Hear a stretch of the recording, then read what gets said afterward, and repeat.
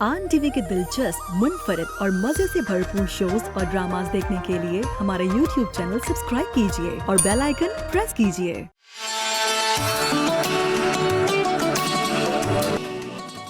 अस्सलामुअलैकुम, कैसे हैं आप सब? और मेरा बहुत प्यार भरा सलाम आप सबको। मेरी दुआएं आपके साथ हैं कि आप खुश रहें, आबाद रहें, हंसते रहें और मुस्कुराते रहें। और आप देख रहे हैं हमारे आन रमज़ान का एक ख़ुसूसी प्रोग्राम जिसमें मैं दिल की गहराइयों से आपको खुशामदीद कहती हूँ। हम बोलते हैं ना कि वक्त कितनी तेज़ी से गुज़र रहा है और वक्त कितना बदल गया है। पहला ज़माना कैसा था, अब का ज़माना कैसा है। जब हम लोग अपने बड़े बुज़ुर्ग के साथ बैठते हैं या हम अपने वालिदैन के साथ बैठते हैं तो हमारे वालिदैन अक्सर ज़िक्र करते हैं। अगर मैं अपने वालिद साहब की बात बताऊं आपको तो मेरे वालिद साहब कहते हैं कि जो मेरे दादा थे वो मेरे अब्बू को एक आना देते थे और वो कहते हैं हम उसमें ट्रेन का सफ़र भी करते थे क्योंकि हमारा स्कूल दूर था। हम उसी में सामान भी लेते थे, मतलब हमें बता दिया जाता था कि आपने ये सामान लेकर आना है। जैसे आलू की बोरी ले ली, फिर वापसी में हम गोश्त भी लेकर आते थे, उसमें हम टमाटर, लहसुन, अदरक और प्याज, हरा धनिया सब कुछ लेते थे। फिर जो हम उसमें से चवन्नी हमें जो बचती थी, हमें बोला जाता था कि इतनी चवन्नी है आपकी, 4 चवन्नी या 5 चवन्नी, मुझे सही से पता भी नहीं है कि क्या बोलते हैं उसको। तो वो कहते हैं फिर हम उससे कैंटीन से चीज़ भी लेते थे, उसके बावजूद पैसे बच जाते थे और वो हम लाके अपने वालिद साहब को देते थे। अक्सर मेरे दादा भी यही जिक्र करते थे, बताते थे कि बेटा हमारा ज़माना बहुत अच्छा था, अभी का ज़माना बहुत बदल गया। अब हमारे वालिद साहब ये बोलते थे हमें, और अगर जब अब हम हैं तो हम अपने बच्चों को ये बोलते हैं कि वो ज़माना बहुत अच्छा था और ये ज़माना बहुत बदल गया है, वैसा नहीं रहा। बस वो कुछ यादें होती हैं हमारी जो रह जाती हैं, जो हम याद करते हैं, फिर हम इस ज़माने को उस ज़माने से कंपेयर करते हैं। लेकिन जब बात हो रही है ज़माने की तो एक चीज़ जो है माह रमज़ान, ये एक ऐसा महीना है कि ये ना पहले बदला था, ना उस ज़माने में बदला था, ना ये इस ज़माने में बदले। अगर हम गौर करें तो वैसे ही एहतमाम होता है इसका और घर में वैसे ही दस्तरखानों को सजाया जाता है और हर कोई इसका जोश व खरोश से एहतमाम करता है, इबादतें होती हैं, ज़िक्र व फ़िक्र होता है। ये एक ऐसा महीना है कि ये आज भी नहीं बदला। और जहाँ बदलने की बात आती है तो एक है हमारा डालडा कुकिंग ऑयल, जो पहले भी वैसे ही था, आज भी वैसे ही है और आगे भी वो वैसे ही होगा। मतलब ये कि वो अपनी क्वालिटी पे कॉम्प्रोमाइज़ नहीं करता। वही लज़्ज़त, वही जायका आपको मिलेगा जो उस ज़माने में भी मिलता था आपको अपने पकवान दस्तरखान पे, और अभी भी मिल रहा है। और आगे जब हमारे बच्चे बड़े हो जाएंगे तो उनको भी वही जायका मिलेगा। तो अब बारी होती है किस सेगमेंट की, बड़ा ख़ास हमारा सेगमेंट जिसमें आते हैं हमारे होम शेफ़। आज मैं बहुत एक्साइटेड हूँ, बहुत खुश हूँ। उसकी एक ख़ास वजह है। ख़ास वजह क्या है कि आपको मेरी खुशी से पता ही चल रहा होगा, क्योंकि इतने टाइम से आप लोग जो देख रहे हैं हमें, तो यहाँ पे ख़वातीन आ रही थी, वो अपनी जर्नी शेयर कर रही थी। और वैसे भी अगर देखा जाए, अगर हम अपने माशरे को भी देखें तो ख़वातीन की तरफ हमारा सॉफ्ट कॉर्नर ज़्यादा होता है, हम उनकी ज़्यादा बातें करते हैं। लेकिन मुझे ऐसा लगता है, मैं अपनी बात करूँगी और किसी के बारे में नहीं बोलूँगी, कि हम मर्द हजरात, जो हमारे मर्द हैं, हम उन पे बात नहीं करते, हम उनकी जर्नी पे बात नहीं करते। मुझे ऐसा लगता है तकलीफ़ उनको भी होती है, दर्द उनको भी होता है, मुश्किल हालात से वो भी गुजरते हैं, लेकिन उन्होंने अपने आप को ना यूँ रखा होता है। उसकी एक वजह है। वजह ये है कि उनको पता होता है कि मेरे ऊपर फैमिली की जिम्मेदारियाँ हैं, मेरी बीवी है, मेरे बच्चे हैं, मेरे वालिदैन हैं। वो ये जानते हैं मैंने टूटना नहीं है, मैंने उनको यही दिखाना है कि चाहे जितने भी सख्त हालात हैं, मैं जितनी परेशानियों से गुज़र रहा हूँ, लेकिन वो सामने यूं ही रहेगा, उसकी आंख में एक आंसू नहीं आएगा, वो कभी शिकवा नहीं करेगा, कभी अपने दुख नहीं बताएगा। औरतें तो फिर भी अपने गिले शिकवे कर लेती हैं और अपने वालिदैन से बातें कर लेती हैं, ख़ासकर माँ से, बहन से, या फिर वो झगड़ भी लेती हैं अपने शौहरों से। लेकिन अगर हम अपने शौहरों को देखें, उन मर्द हजरात को देखें, वो अंदर ही सहते हैं, वो नहीं बोलेंगे आपको। तो मैंने एक दफ़ा अपने दोस्त से पूछ ही लिया, मैंने कहा मुझे बताओ तो सही क्या वजह है, क्यों उनके अंदर इमोशंस, फीलिंग्स नहीं होती? मतलब हम तो बहुत इजहार करते हैं ना, मैंने कभी नहीं देखा उनको इजहार करते हुए। तो उसने इतना अच्छा जवाब दिया उसने कहा कि हम इसलिए नहीं करते कि हमारे ऊपर फैमिली है, अगर हम टूट गए ना तो हमारी फैमिली टूट जाएगी और हम ये नहीं कर सकते। और हमें भी रोना आता है, हमें भी तकलीफ़ होती है, दर्द हमें भी होता है, लेकिन हम सिर्फ अपने रब के सामने रोते हैं और अपने रब के सामने गिड़गिड़ाते हैं। तो बस इसी के साथ आज मुझे इस चीज़ की खुशी है कि मेरे सेट पे आज आ रहे हैं एक मेल होम शेफ़, और मुझे बहुत खुशी हुई क्योंकि मैं उनसे जब मुझे पता चला उनके बारे में, उनकी सारी डिटेल जब मेरे साथ शेयर की गई कि वो बहुत मेहनती हैं और उनकी बड़ी इंटरेस्टिंग सी जर्नी है कि उन्हें शेफ़ बनने का बहुत शौक़ था। लेकिन वही बात कि हमारे वालिदैन ज़्यादातर यही चाहते हैं कि नहीं हमारा बेटा पायलट बने, इंजीनियर बने, डॉक्टर बने, ये करे वो करे। और जब एक शेफ़ की बात आती है तो एक जो हमारे जैसे क्या मैं बोलूँ कि वालिदैन बोलते थे ना पहले वक्त में, अब तो नहीं बोलते कि ये तो खानसामा है या ये तो बावर्ची की नौकरी है, इसमें तुम क्या करोगे, इसमें तो अपनी फैमिली को कैसे संभालोगे। लेकिन अब कॉन्सेप्ट बहुत बदल चुका है और अब इस इंडस्ट्री में, इस फील्ड में इतने आपको मौके मिल रहे हैं, इतना काम मिल रहा है आपको, इवन आप घर बैठे बिठाए बहुत कुछ कर सकते हैं। आप घर बैठे बिठाए अपना बिजनेस शुरू कर सकते हैं अपने फूड पैंडा के होम शेफ़ प्रोग्राम से। तो अब मैं बुला लेती हूँ हमारे आज के मेल होम शेफ़ को, जिनका नाम है करामत। आइए। अस्सलामु अलैकुम। वालेकुम सलाम। कैसे हैं आप? जी अल्हम्दुलिल्लाह ठीक, आप सुनाएं? मैं तो बिल्कुल ठीक, और आपको पता है मेरी खुशी नज़र ही आ रही होगी क्योंकि बहुत टाइम से ख़वातीन आ रही थी और आज आप आए हैं और मुझे बहुत अच्छा लग रहा है। और ये बताएं रमज़ान कैसे गुजर रहे हैं आपके? रमज़ान तो बहुत अच्छा गुजर रहा है। आपको तो पता है कि एकदम से वो रात तक तो कोई एक्सपेक्टेड नहीं था कि चाँद नज़र आ जाएगा, लेकिन रात को 10 बजे चाँद नज़र आया अचानक से। ये हो चुका है, ये होता रहता है, तो मादी हो गए हैं इस चीज़ के अब कुछ फ़र्क नहीं पड़ता। अच्छा आप मुझे ये बताएं कि मुझे आपके बारे में पता चला और ये मैं आपसे ही जानना चाहती हूँ कि जब आपने फ़ैसला लिया कि मैं इस फील्ड में आना चाहता हूँ और मैंने शेफ़ बनना है, आपने अपने फादर को नहीं बताया था? वो मैं आपकी ज़ुबानी सुनना चाहती हूँ, बताएं इसके पीछे क्या कहानी है? वो अब्बू को मैंने इसलिए नहीं बताया क्योंकि अब्बू जो है ना इस चीज़ को अच्छा नहीं समझते, मतलब मर्दों के हवाले से। वो चाहते थे कि मैं इंजीनियर बनूं, सिविल इंजीनियर। ओह अच्छा जी। फिर आपने कैसे कंटिन्यू की अपनी जर्नी, ये लाइफ? मैंने तो कंटिन्यू से पहले 6 मंथ बाद अब्बू को पता चला था। उससे पहले तो मैं छुप के जाता था इंस्टीट्यूट ट्रेनिंग लेने के लिए, इस हवाले से, शेफ़ के हवाले से। तो मैं जब आता था तो मैं अपने शेफ़ को छुपा देता था कि अब्बू को पता ही ना चले कि ये कहीं गया था। 6 महीने तक आपके अब्बू को पता नहीं चला? नहीं, बिल्कुल और आप आते थे तो शेफ़ को छुपा देते थे कि अब्बू कहीं देख ना ले कि मैं कहाँ जा रहा हूँ, क्या करने जा रहा हूँ, बिल्कुल, वरना फिर शामत आएगी। चले अब 6 महीने तो छुपा लिया आपने, कभी ना कभी तो पता चलेगा ना अब्बू को। जी, उसके बाद पता चल गया था। फिर मैंने जब मेरी उस इंस्टीट्यूट से जब मेरी कंप्लीट हो गई थी, फिर मैं नेक्स्ट इंस्टीट्यूट में जब मैंने एडमिशन लिया तो फिर उसके 2 मंथ्स बाद अब्बू को पता चल गया। और पता कैसे चला?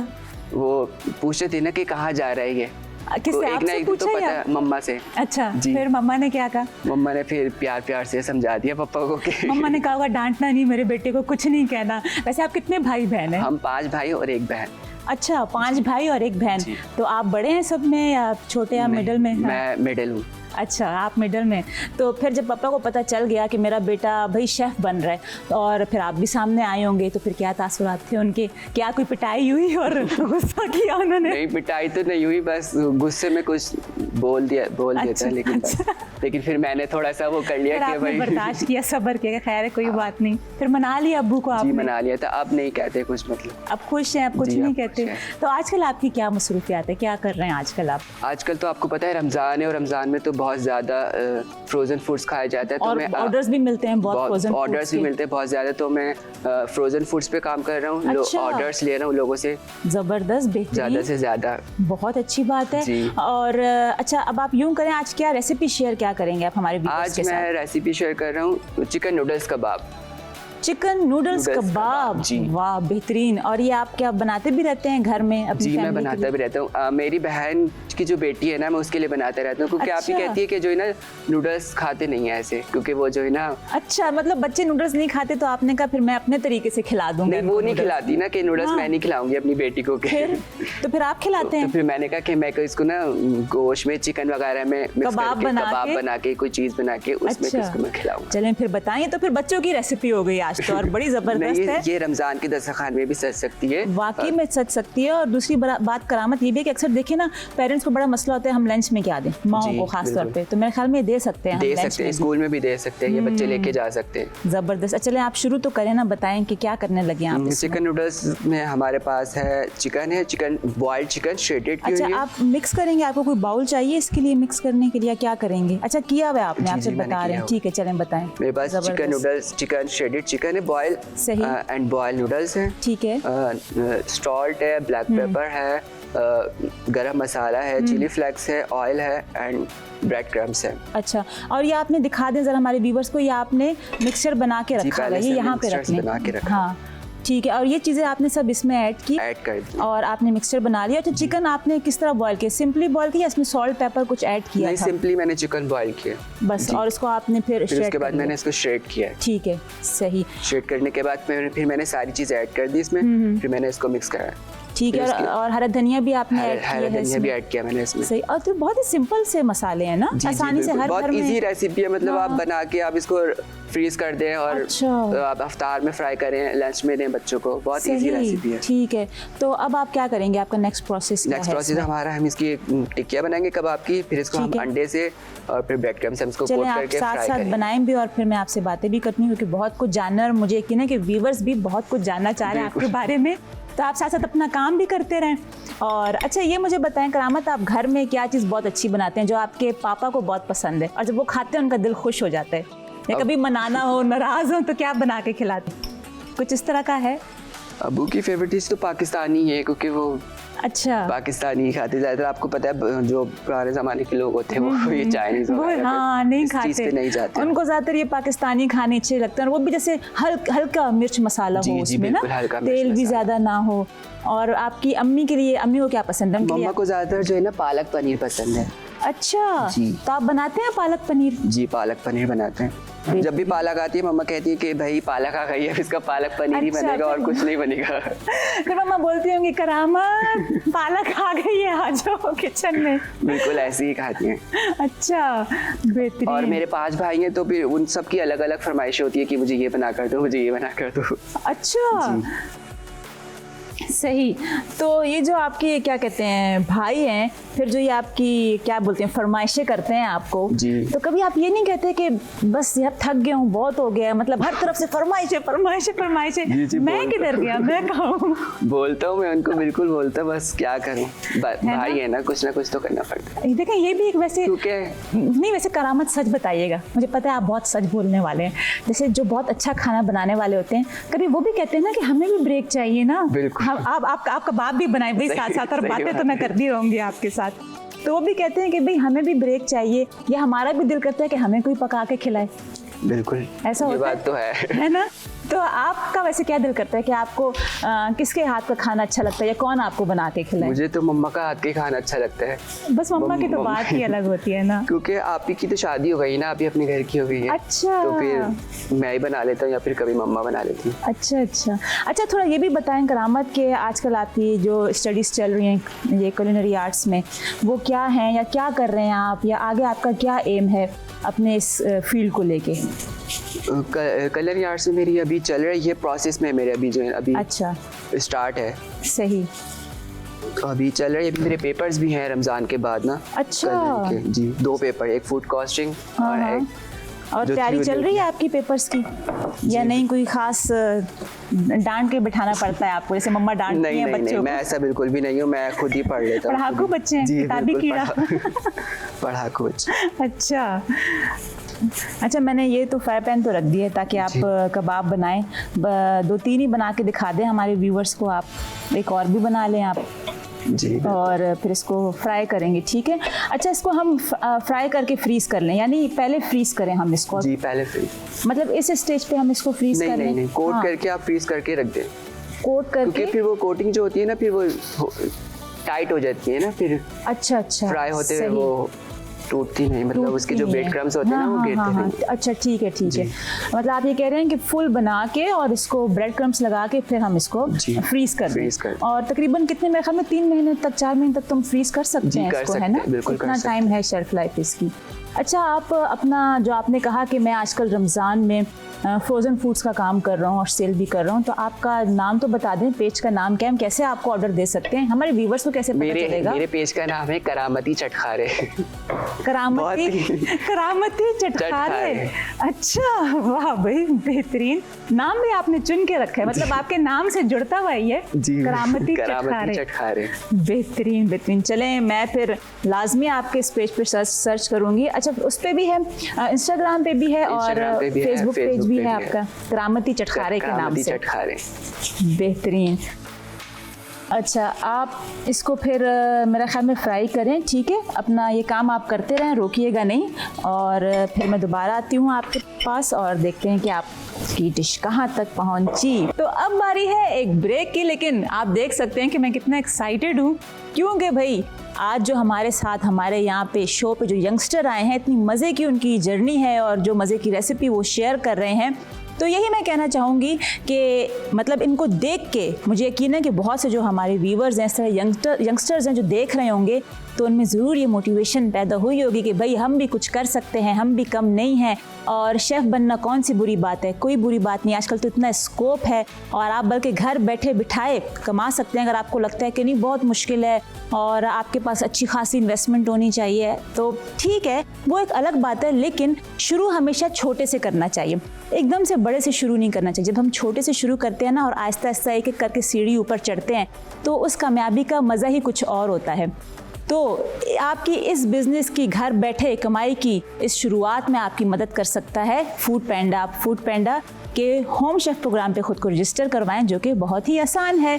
और अब टाइम है ब्रेक का, मिलते हैं आपसे एक ब्रेक के बाद, कहीं जाइएगा मत, देखते रहें आन रमज़ान। वेलकम बैक, और आप देख रहे हैं आन रमज़ान, और अब बड़ा ख़ास सेगमेंट है। अच्छा, मैं पहले ये कहना चाहूँगी कि इंसान की फितरत है कि वो अपने ऊपर तो बहुत कुछ लगाता है, खर्च करता है अपने लिए, नए जोड़े लेना और हर तरीके से, चाहे फिर वो फिज़िकल एक्टिविटी हो या अपने आप को खूबसूरत बनाना, तैयार करना, या जैसे स्टडीज़ वगैरह करते हैं। कुछ लोग होते हैं जिनको पढ़ने का बहुत शौक़ होता है, या नई नई क्लासेस वो ले रहे होते हैं डिफरेंट लैंग्वेजेस की, या ऑनलाइन कोर्सेज़ कर रहे होते हैं, तो हम अपने ऊपर तो लगा रहे होते हैं। लेकिन आज मैं थोड़ा सा इस बात पे गुफ्तगू करना चाहूँगी कि क्या औरों पे लगा के और उनकी हेल्प करके, उनको कोई तोहफ़े तोहफ़े दे के, तो क्या इससे भी हमें ज़हनी सुकून मिलता है? क्या इससे हमारा जो एक मेंटल हेल्थ है वो अच्छी होती है, और एक फ़िज़िकल, क्योंकि हमारी अगर मेंटल हेल्थ अच्छी होती है तो हम एक जिस्मानी तौर पे भी अच्छा महसूस करते हैं। आज मैं ज़रूर इस पे बात करना चाहूँगी, काफ़ी टाइम से सवाल मेरे अंदर खटक रहा है, और मैं बुला लेती हूँ इसके लिए हमारे डॉक्टर वजाहत को, उनको वेलकम करते हैं।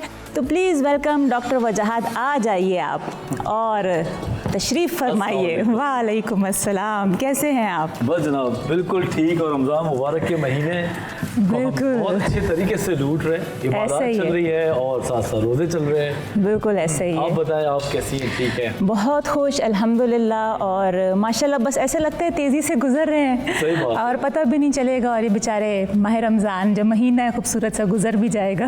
बस सवाल ये है कि रमज़ान तो गुजर जाएंगे और इंशाअल्लाह ताला फिर हमें अल्लाह ताला देखने की तौफीक दे, लेकिन हम इससे सीख के क्या निकल रहे हैं, ये बहुत ज़रूरी है। लाइफ स्टाइल मॉडिफिकेशन है, बिल्कुल, जो हम किताबों से सीखते हैं, जो हम लेक्चर्स ले लेके सीखते हैं, ऐसे ही। क्या रमज़ान हमें कोई ऐसी चीज़ सिखा दे, जब हम यहाँ से निकल जाएं ईद के बाद, तो समझ लो कि हमने रमज़ान को वसूल कर लिया। बिल्कुल। अच्छा वजाहत, देखें, हम लेक्चर्स तो ले रहे होते हैं, हम हर कहीं जा रहे होते हैं, लेकिन मुझे ऐसा लगता है कि जब तक हम लोग इसको एज अ प्रैक्टिकल वे में अपने ऊपर अप्लाई नहीं करते तो फिर फ़ायदा नहीं है। अगर जिस तरह मैंने बात की कि हम अपने ऊपर तो बहुत कुछ खर्चा कर रहे होते हैं, क्योंकि हमारी फितरत में शामिल है कि अपने लिए कोई ड्रेस ले लिया या कुछ भी हमने लिया, किया, अपने ऊपर लगाया, और लेकिन हम कभी कभार इसमें कंजूसी कर भी जाते हैं, सोचते हैं कि अच्छा उसको कुछ दें या ना दें, या हम ये भी सोचते हैं कि नहीं ये तो बहुत कीमती है तो थोड़ा सा हल्का दे देते हैं इसको।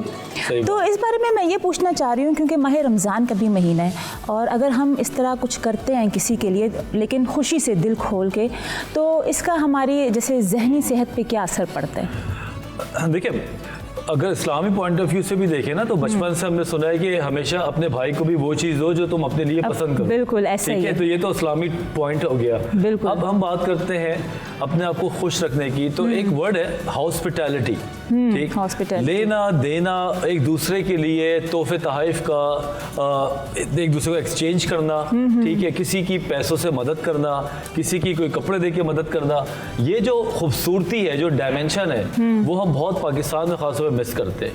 ठीक, अच्छा। और हमें ये नहीं पता कि जब हम इन तर्ज पे अपनी ज़िंदगी गुजारते हैं तो हमारा बहुत खुश रहना शुरू कर देते हैं हम लोग। अच्छा। इसीलिए आप देखें दुनिया की जो टॉप क्लास सेलिब्रिटीज़ हैं, चाहे वो पाकिस्तान में हो, चाहे वो हॉलीवुड हो, बॉलीवुड हो, आप देखें ये लोग चैरिटी के जो अमल है इसको हमेशा जिंदा रखते हैं और बहुत ज़्यादा करते हैं, बहुत ज़्यादा चैरिटी करते हैं। ऐसा नहीं कि 2% दे दिया, 3% दे दिया, ये अपने 20% दे देते हैं। ऐसा ही है। क्योंकि they somehow they came to know कि कितना आपको फ़ायदा होता है जब आप चैरिटी देते हैं, तो आपके दिमाग को, आपकी रूह को कितनी तस्कीन मिलती है। इनको समहाउ पता होता है कि जब आप किसी को चैरिटी देते हैं, पैसा देते हैं और सामने वाला जब इस्तेमाल करता है तो उनको तो खुशी होती है, लेकिन हमें खुद को कितनी खुशी होती है अगर हमें पता चल जाए ना।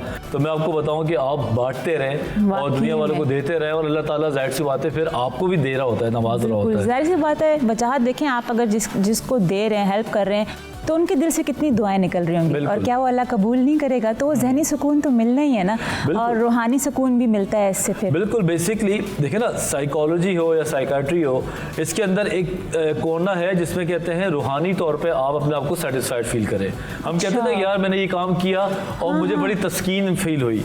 आप कहीं जाके गरीबों में कुछ खाना बांट देते हैं तो आपको बड़ा अच्छा लगता है। इसी तरह आप अपने खानदान में जो आपसे कमतर हैं, इनको फर्ज करें आप 3 जोड़े बनाते हैं, 3 जोड़े आप ना बनाएं, आप 2 जोड़े बना लें और एक किसी मुस्तहिक के लिए बना दें, तो वो 3 जोड़े बनाने से जो खुशी मिलेगी ना, मैं आपको बताऊं कि एक दूसरे को देने से उससे ज़्यादा आपको खुशी मिल रही होगी जब आप उसको देखेंगे यार इसने भी ईद में मेरे साथ खुशियों को शेयर किया। तो ये जो खूबसूरती है हम लोग नहीं इस्तेमाल करते, हमें पता नहीं है ये डायमेंशन का।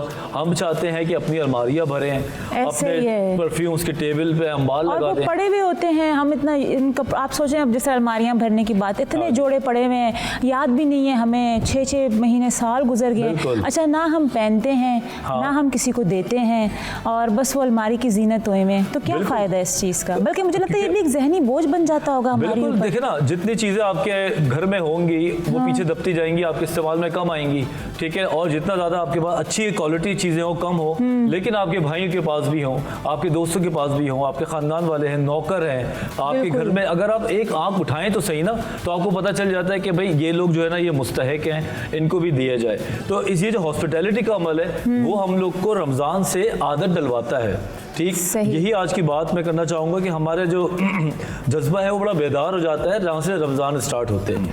अच्छा, वजाहत जिस तरह आपने कहा कि ये रमज़ान में बेदार हो जाता है हमारा, इतना हम जो हेल्प कर रहे होते हैं, लेकिन फिर रमज़ान में ही होता है और जब रमज़ान ख़त्म होता है तो साथ साथ ख़त्म भी हो जाता है। यही तो अफसोस है ना कि यही तो ये 31वें दिन आखिर ऐसा क्या होता है कि हम सब भूल जाते हैं। ऐसा ही होता है वाकई में। जो 30 दिन हम प्रैक्टिस कर रहे हैं, बिल्कुल, हमने रमज़ान स्टार्ट हुए, हमारे अंदर खुदा के लिए मोहब्बत भी बढ़ती है और इंसानों के लिए भी बढ़ती है, ठीक है ना। और अगर आप सोशल साइंस को पढ़ें तो उसमें भी आपको यही बताया जाता है कि अपने लोगों से मोहब्बत करो। इसमें आप ज़बानी कलामी तो मोहब्बत नहीं कर सकते, आप चीज़ों के लेन देन से भी कर सकते हैं, दावतें करें, एक दूसरे को अफ्तार पार्टीज दें, सहरी पे बुलाएं, आपस में मिलने का इंतज़ाम करें। जब आप अपना रिस्क से दूसरे पे खर्चा करते हैं तो आपको ऊपर से तो रिस्क मिलता ही मिलता है, लेकिन आपके ज़मीनी ताल्लुकात बहुत बेहतर होते हैं, आपकी इज्जत बढ़ती है।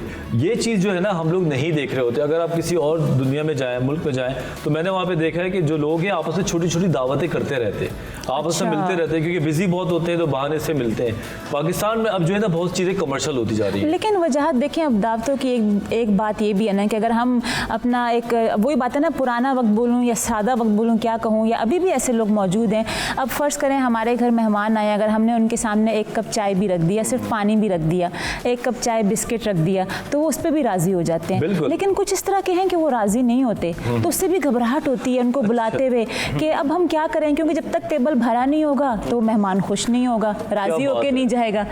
तो कुछ लोग इस घबराहट की वजह से भी, मुझे ऐसा लगता है कि वो मतलब शर्म महसूस करते हैं, वो बुला नहीं पाते किसी को। अच्छा, अच्छी बात है। तो ये भी क्या कोई नफ्सियात का ताल्लुक है, ये क्या चीज़ है, मतलब मैं जानना चाहती हूँ। बड़ी अच्छी पॉइंट किया आपने, ये पॉइंट आउट किया हुआ। देखिए, जो शख्स को खुश नहीं हो रहा ना, आप उसको मनोसलवा भी रख दें और आप उसको दुनिया भर के तोहफे तहफ़ रख दें, शायद उसको खुश नहीं होना। ऐसा नहीं है। मैं फिर बड़ी जिम्मेदारी से ये बात कह रहा हूँ, एक टिप के तौर पे, कि आप अपने हैसियत के मुताबिक लोगों को दावत करें, लोगों को तोहफे दें। ये परवाह ना करें कि सामने वाला इसको कितना पसंद करता है या नहीं करता। आपकी खुशी भी तो इसमें शामिल है ना, कि मैं अपनी मर्जी से अपने भाई को एक तोहफा दे रहा हूँ और उसको पसंद आ गया तो अच्छी बात है, नहीं आया तो ठीक है, मैंने तो अपना फ़र्ज़ पूरा कर दिया। ये अगर आप इफ़ एंड बट्स में लग जाएंगे तो फिर आपके ताल्लुकात उनसे कभी भी अच्छे हो नहीं सकते।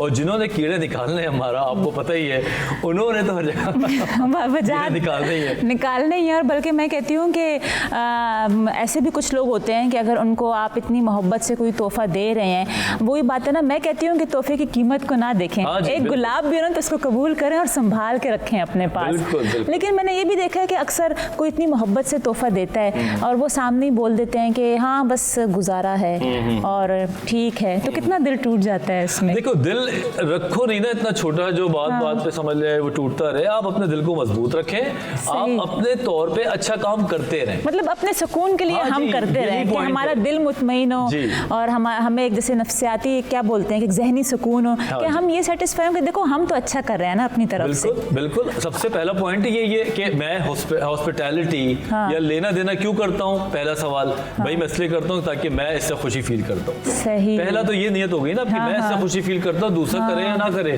दूसरा जवाब ये बनता है कि जब मैं किसी को देता हूँ तो वो खुश होता है या नहीं होता, वो उसकी अपनी मर्जी है, आप अपनी मर्जी उस पर ठूस नहीं सकते।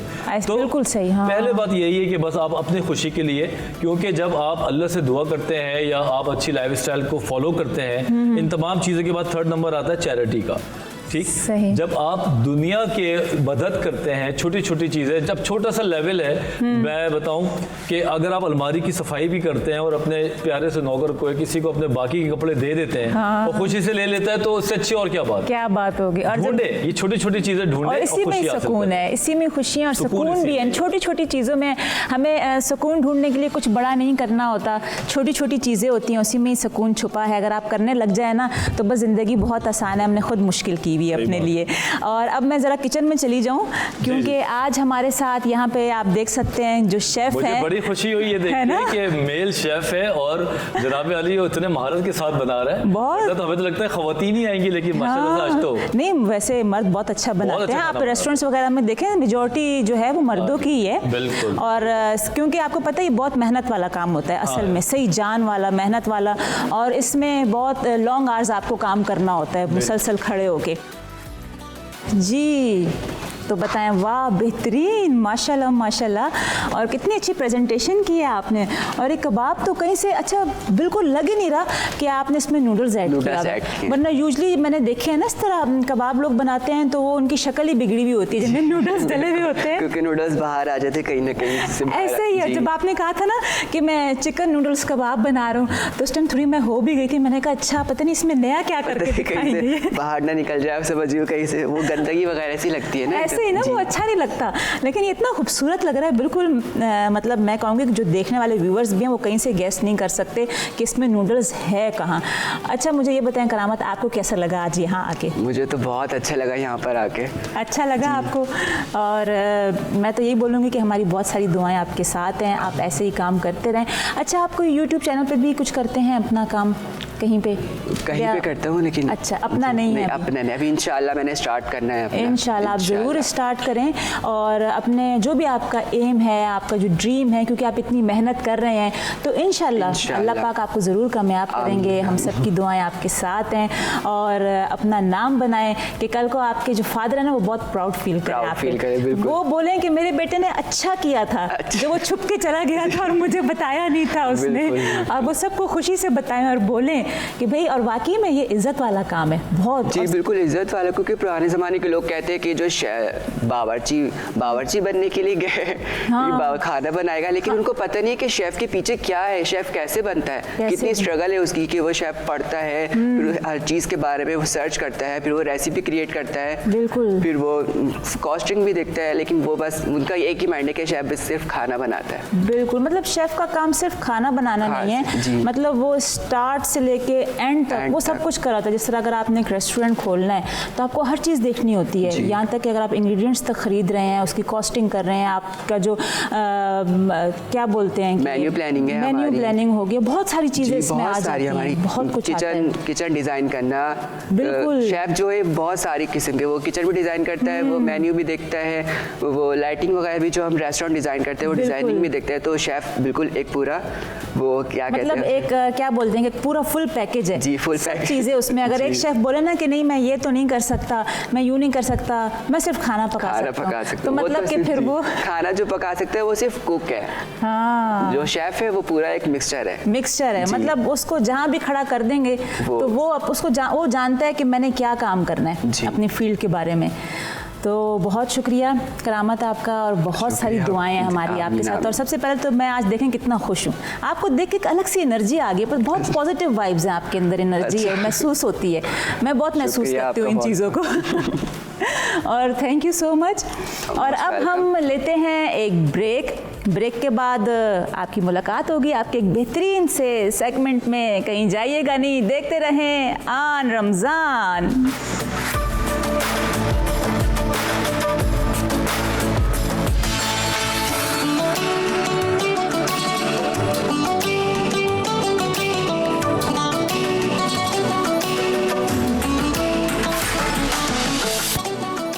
वेलकम बैक, और आप देख रहे हैं आन रमज़ान, और अब बारी है झटपट रेसिपी की, और मैं चलती हूँ अपनी किचन में। और आज मैं आपके साथ कौन सी रेसिपी शेयर कर रही हूँ? आज मैं आपके साथ शेयर कर रही हूँ बफलो विंग्स की मैं आज रेसिपी आपके साथ शेयर कर रही हूँ, और झटपट बनेगी, बहुत सिंपल है, बहुत इजी है, उम्मीद करती हूँ आपको पसंद आएगी। यहाँ पे हमारे पास हैं ये विंग्स, और स्किन वाले विंग्स लिए हैं हमने, और इसको मैंने पहले से ही मैरिनेट कर दिया था। इसमें मैंने ऐड किया है chilli sauce, crush black pepper और रेड चिली पाउडर, और इसको मैंने अच्छी तरह से मिक्स कर लिया है। तो आप परेशान ना हो, आपको ingredient list on the screen दिखा दी जाएगी। अब मैं इसमें बाकी की इंग्रेडिएंट्स शामिल कर रही हूँ, और हम इसके साथ बनाएंगे बफलो सॉस, ठीक है, और इसको फ्राई भी करेंगे। अच्छा, ये मैदा है, ये इसी में मैं ऐड कर रही हूँ, और विंग्स को आप सारे इसमें स्पाइसेस ऐड करके इसको मैरिनेट करके आप इसे ओवरनाइट रख देंगे तो बहुत अच्छा है। और कम से कम भी आप इसको तकरीबन 2 घंटे का तो टाइम लाजमी दीजिएगा, उसके बाद फ्राई कीजिएगा आप इसको। अच्छा, ये मैदा शामिल किया, यहाँ पे मैं इसमें कॉर्नफ्लावर शामिल कर रही हूँ, और एक है अंडा यहाँ पे, और मैं पहन लूँ ग्लव्स क्योंकि अब इसको मिक्स करना है। बहुत सिंपल रेसिपी है, और इसको आप फ्राई करके फ्रीज़ भी कर सकते हैं, और जो इसकी सॉस है उसको भी बना के आप उसे फ्रीज़ कर दें, और इसकी जो आप तकरीबन 6 मंथ्स तक इसको फ्रीज़ कर सकते हैं आप इसे। और जब आप इसको निकालें अपना रूम टेम्परेचर पे, जब ये आ जाए, मतलब बाहर रखें फ्रीज़र से निकाल के, और जब रूम टेम्परेचर पे आए तो आप इसको दोबारा से रीफ्राई कर लें, बल्कि ये और भी क्रिस्पी हो जाएगी और इसका टेस्ट और भी ज़्यादा अच्छा हो जाएगा।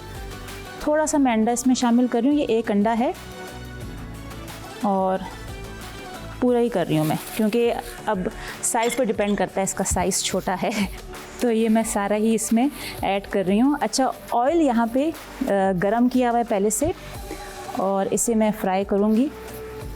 पहले मैं इसको फ्राई करने के लिए डाल देती हूँ, और उसके साथ ही फिर मैं आपके साथ रेसिपी शेयर करूँगी बफलो विंग्स की।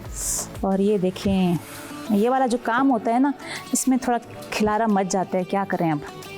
अभी जो ग्लव्स है ना मेरे हाथ से उतर रहा है, लेकिन अब करना तो पड़ेगा ना। ये देखें, इस तरह से बस इसको हल्का फुल्का हमने करना है, बहुत ज़्यादा भी कोट नहीं करना हमने इसको। इसको अच्छी तरह मैरिनेट करने का मकसद ही यही है कि इसमें जो स्पाइसेस हैं उसका फ्लेवर अच्छी तरह से मीट में चला जाए, क्योंकि इसके ऊपर इतनी ज़्यादा हमने कोटिंग नहीं करनी। अब इसको देखें, ऑयल बेहतरीन सा गर्म है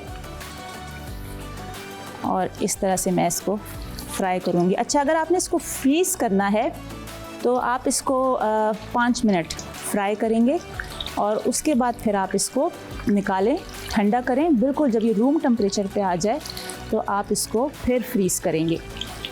और अलग अलग रखिएगा, एक के ऊपर एक ना रखिएगा, क्योंकि उससे इसकी जो एक क्रस्ट है, जो एक शेप है, वो भी ख़राब हो जाएगी।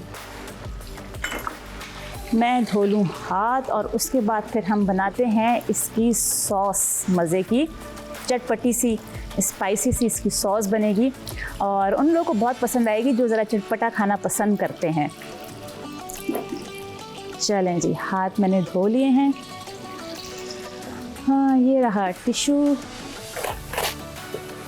और अब आ जाते हैं सॉस की तरफ। ओहो, बेहतरीन। भाई ये भी कह रहा है कि मुझे जल्दी से बना लो, फटाफट करो काम। साथ में मैं ज़रा विंग्स भी देख लूँ। बेहतरीन इसका कलर आ रहा है। अच्छा, अगर आपने इसको फ्रीज़ करना है ना तो आप इस स्टेज पे इसको निकालेंगे, ठीक है। ये स्टेज है, इस पर आप इसको निकाल देंगे और फिर ठंडा करके आप इसको फ्रीज़ करेंगे। अब सॉस बनाते हैं और यहाँ पे मैं इस्तेमाल कर रही हूँ डालडा कैनोला ऑयल और इसमें मैं ऐड करूँगी गार्लिक। गार्लिक का टेस्ट बहुत अच्छा लगता है। ये around 1 table spoon fresh chopped garlic है, ये मैंने ऐड कर लिया और इसे मैं हल्का सा सौते करूँगी। कोई ज़्यादा इसको आपने कलर नहीं देना। अच्छा, इसमें बाकी जो इंग्रेडिएंट्स हैं हमारे पास जो हम इसमें ऐड करेंगे सॉस बनाने के लिए, वो है शुगर और इसमें मैं डालूँगी रेड चिली पाउडर। ये चिली सॉस है, उससे इसका टेस्ट निकलेगा। इसमें विनेगर ऐड होगा और इसमें थोड़ी सी ये ऐड होगी सॉल्ट, थोड़ा सा ऐड होगा, ज़्यादा नहीं होगा, क्योंकि ऑलरेडी जो चिली सॉस है उसका एक अपना फ्लेवर होता है। और जब हमने इसको मैरिनेट किया था चिकन को, विंग्स को, तो इसमें भी हमने सॉल्ट ऐड किया था। तो इस चीज़ का ध्यान रखना है कि जो सॉल्ट है वो ज़्यादा ना हो जाए।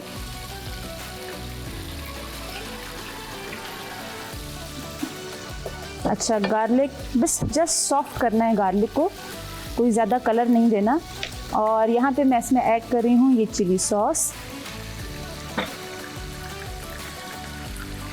फटाफट बनती है और ये बहुत ज़बरदस्त रेसिपी है, बच्चों को पसंद आएगी। आपके शुगर ऐड कर दी इसमें, बड़ों को भी बल्कि पसंद आएगी। ये है सिरका, ये मैंने ऐड कर दिया इसमें। और रेड चिली पाउडर है थोड़ा सा स्पाइसी टेस्ट के लिए, थोड़ा सा, क्योंकि स्पाइसी है तो इसमें चिली सॉस भी है और चिली पाउडर भी ऐड किया है। अगर आप चाहें तो आप बेशक ना करें, आपकी मर्ज़ी है, लेकिन ज़रा अच्छा लगता है टेस्ट। थोड़ा सा मैं चिकन पाउडर ऐड कर रही हूँ और ये ऑप्शनल है, आप चाहें तो ना करें, लेकिन इसका टेस्ट भी अच्छा लगता है। और पिंच ऑफ सॉल्ट, ज़रा सा, दैट्स इट, ज़्यादा नहीं, थोड़ा सा। और इस तरह से इसको इतनी देर पकाना है कि जो हमने इसमें चीनी ऐड की है वो डिज़ोल्व हो जाए और जितनी भी सॉसेज हैं, गार्लिक है, इसका फ्लेवर जो है इसमें इन्फ्यूज़ हो जाए अच्छी तरह से। और हमने जो चिकन पाउडर ऐड किया है, इसमें ऑयल ऐड किया है, ये तमाम इंग्रेडिएंट जैसे कहते हैं ना यकजां हो जाए। इस तरह से इसको मिक्स करेंगे। साथ में मैं विंग्स को भी देख लेती हूँ। चलें जी, ये भी डन है, जो विंग्स हैं ये रेडी है। इसको मैं निकालती हूँ और ये निकाल लेते हैं हम विंग्स।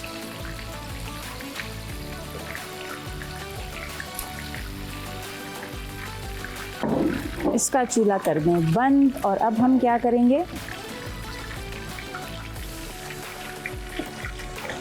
अब ये जो सॉस है, ज़बरदस्त सी सॉस, ये है तैयार। और ये जो विंग्स हैं इसको मैं अब इसमें ऐड करूँगी। अच्छा, जब आप घर में बना रहे होंगे बस एक चीज़ का ख्याल रखिएगा कि सॉस आपकी पहले से बनी हुई हो और ठंडी हो, मीन्स रूम टेम्परेचर पे हो। और विंग्स जब आप बनाएंगे तो विंग्स गर्म ही होंगे और उसके बाद आप इसको एक बाउल में डाल के और ये सॉस उस पर, अच्छा सारी सॉस नहीं डलेगी, थोड़ी सी हमने डालनी है कि विंग्स के ऊपर कोट हो जाए अच्छी तरह से। और ये इस तरह इसमें मैं ऐड कर देती हूँ और इसे कर लेते हैं मिक्स और ये बफलो विंग्स हैं तैयार। That's it. चलें जी, और ये ज़बरदस्त से बफलो विंग्स रेडी हैं। देखा आपने कितनी झटपट बन गए और कितनी सिंपल रेसिपी थी। और मकसद यही है, झटपट का मतलब भी यही है कि इसको सिंपल और आसान तरीके से रेसिपीज़ आपके साथ शेयर की जाएं। उम्मीद करती हूँ कि आपको रेसिपीज़ पसंद आ रही होंगी। आप अपना फीडबैक ज़रूर दीजिए हमें, जो हम रेसिपीज़ यहाँ पे आपके साथ शेयर करें। जो हमारे शेफ़ गेस्ट आते हैं वो भी अपनी रेसिपीज़ आपके साथ शेयर करते हैं, तो ज़रूर अपना फीडबैक दें क्योंकि आपका फीडबैक हमारे लिए बहुत अहमियत रखता है। और अब ले लेते हैं हम एक ब्रेक, मिलते हैं आपसे ब्रेक के बाद। देखते रहें आन रमज़ान।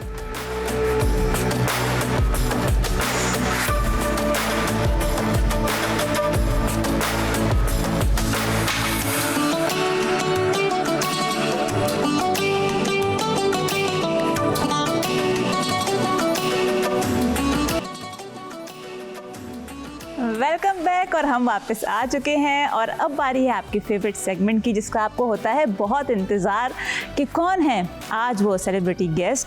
तो अगर मैं थोड़ा सा बताना चाहूँ तो वो एक बहुत ही क्या बोलते हैं कि बेहतरीन खूबियों की मालिक हैं और वो एक बेहतरीन होस्ट हैं, बेहतरीन अदाकारा हैं। वो साथ ही साथ वो वीजे भी हैं और कर चुकी हैं और होस्ट भी रह चुकी हैं। अगर हम देखें तो कंप्लीट पैकेज है वो, और माशाल्लाह हर तरह का हुनर उसमें है। और इसके साथ साथ जो काम में महारत है वो तो है ही, लेकिन जो पर्सनैलिटी है वो बड़ी पॉजिटिव है। हमेशा हंसता मुस्कुराता चेहरा है और जब भी देखो जनाब उनको देख के हमेशा खुशी का एहसास होता है। तो ये चीज़ जो है वो मुझे बड़ी एडमायर करती है उनकी। तो फिर कौन है और बुला लेते हैं हम द वन एंड ओनली सनम जंग। Please welcome. अस्सलाम वालेकुम। वालेकुम अस्सलाम। कैसे आप? अच्छा इधर, all right, I am in the middle.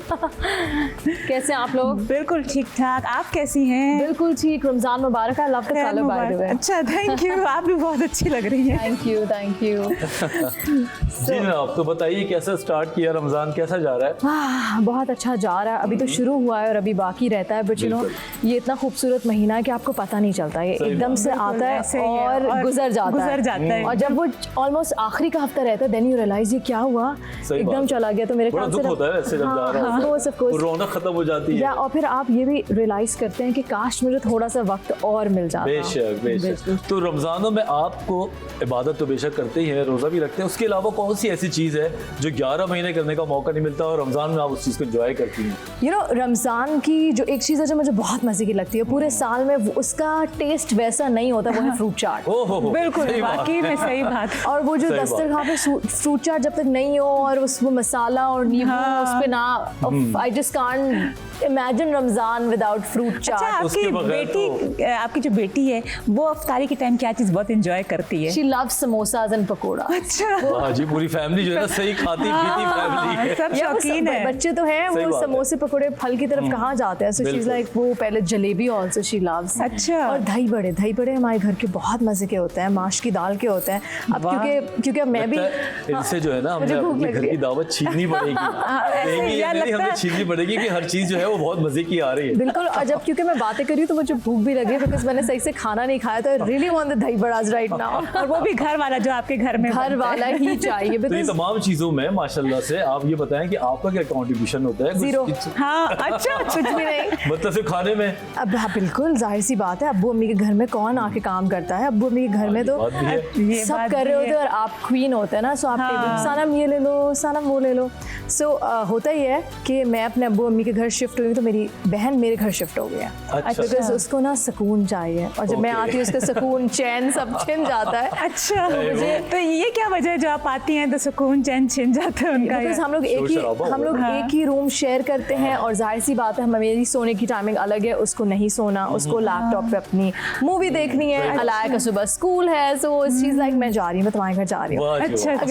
लेकिन सुना हमने ये भी है कि आप अपनी बहन से वैसे बहुत प्यार बहुत करती प्यार करती हैं, ये सही बात है? हाँ हाँ, आई लव हर, और सारी बहनों को पता है कि मैं कौन सी वाली बहन से सबसे ज्यादा ये प्यार बड़ी करती हूँ। तकलीफ दे बात है बेचारियों की। अच्छा, वैसे एक बहन होती है ना जो बहुत आपके अटैच होती है, आप हर दिल की बात भी कर रहे होते हैं, उससे शेयर भी कर रहे होते और हैं, नाराज भी सबसे ज्यादा उससे ही होते हैं, और बिल्कुल, लड़ाई भी आपकी ज्यादा उसी से होती है।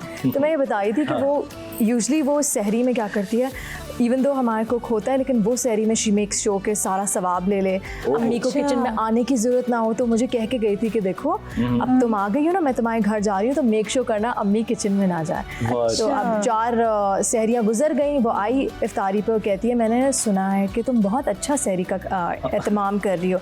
तो मैं बड़ी शर्मिंदा हुई क्योंकि रोज सहरी पे अम्मा गई थी, सारा उठ जाओ बेटा, सहरी का टाइम हो गया। तो ये वो एहतमाम होता है, तो वाकई बिल्कुल बस खाने के लिए उठती होंगी आप? हाँ, मैं आंखें बंद, हाँ अम्मा दे दे, और फिर नमाज पढ़ के फौरन मैं सो जाती हूँ। बट आई थिंक वो सेकंड नंबर वाले बच्चे होते हैं जो बहुत ज्यादा रिस्पॉन्सिबल होते हैं, उनको ज्यादा एहसास होता है। बड़े वाले स्पॉइल्ड होता है। बड़े वाले जो टेक्निकल होते हैं थोड़ा सा, वो जरा अपनी दूसरी चीजों में दिमाग ज्यादा चला रहे होते हैं। अच्छा, मुझे लगता है कि शायद बड़े वाले बहुत इस तरह होते हैं, अलग चीजों में है, अलग जैसे चीजों में। जैसे हाँ। हर किसी की ड्यूटी है ना, जैसे जब बकरा ईद आती है तो मेरी ड्यूटी है सही। बकरों का ख्याल रखना, अच्छा। उनको चारा देना, उनको पानी देना, उनको उनका उनको प्यार करना, ये मेरी ड्यूटी है। मतलब उनको पूरा प्रॉपर खिलाना, चारा और पानी, हर चीज आप लोग आफ्टर मैं आती हूँ, मैं देखती हूँ उनके पास कुछ नहीं है, तो मैं चारा लेके आऊंगी, मैं सामने रख दूंगी, मैं बाल्टी चेंज कर दूंगी, उनकी पानी अब लिटरली मैं भर के नहीं लाऊंगी, बट आई मेक श्योर कि यार इसका पानी, तो इसके पास पानी नहीं है।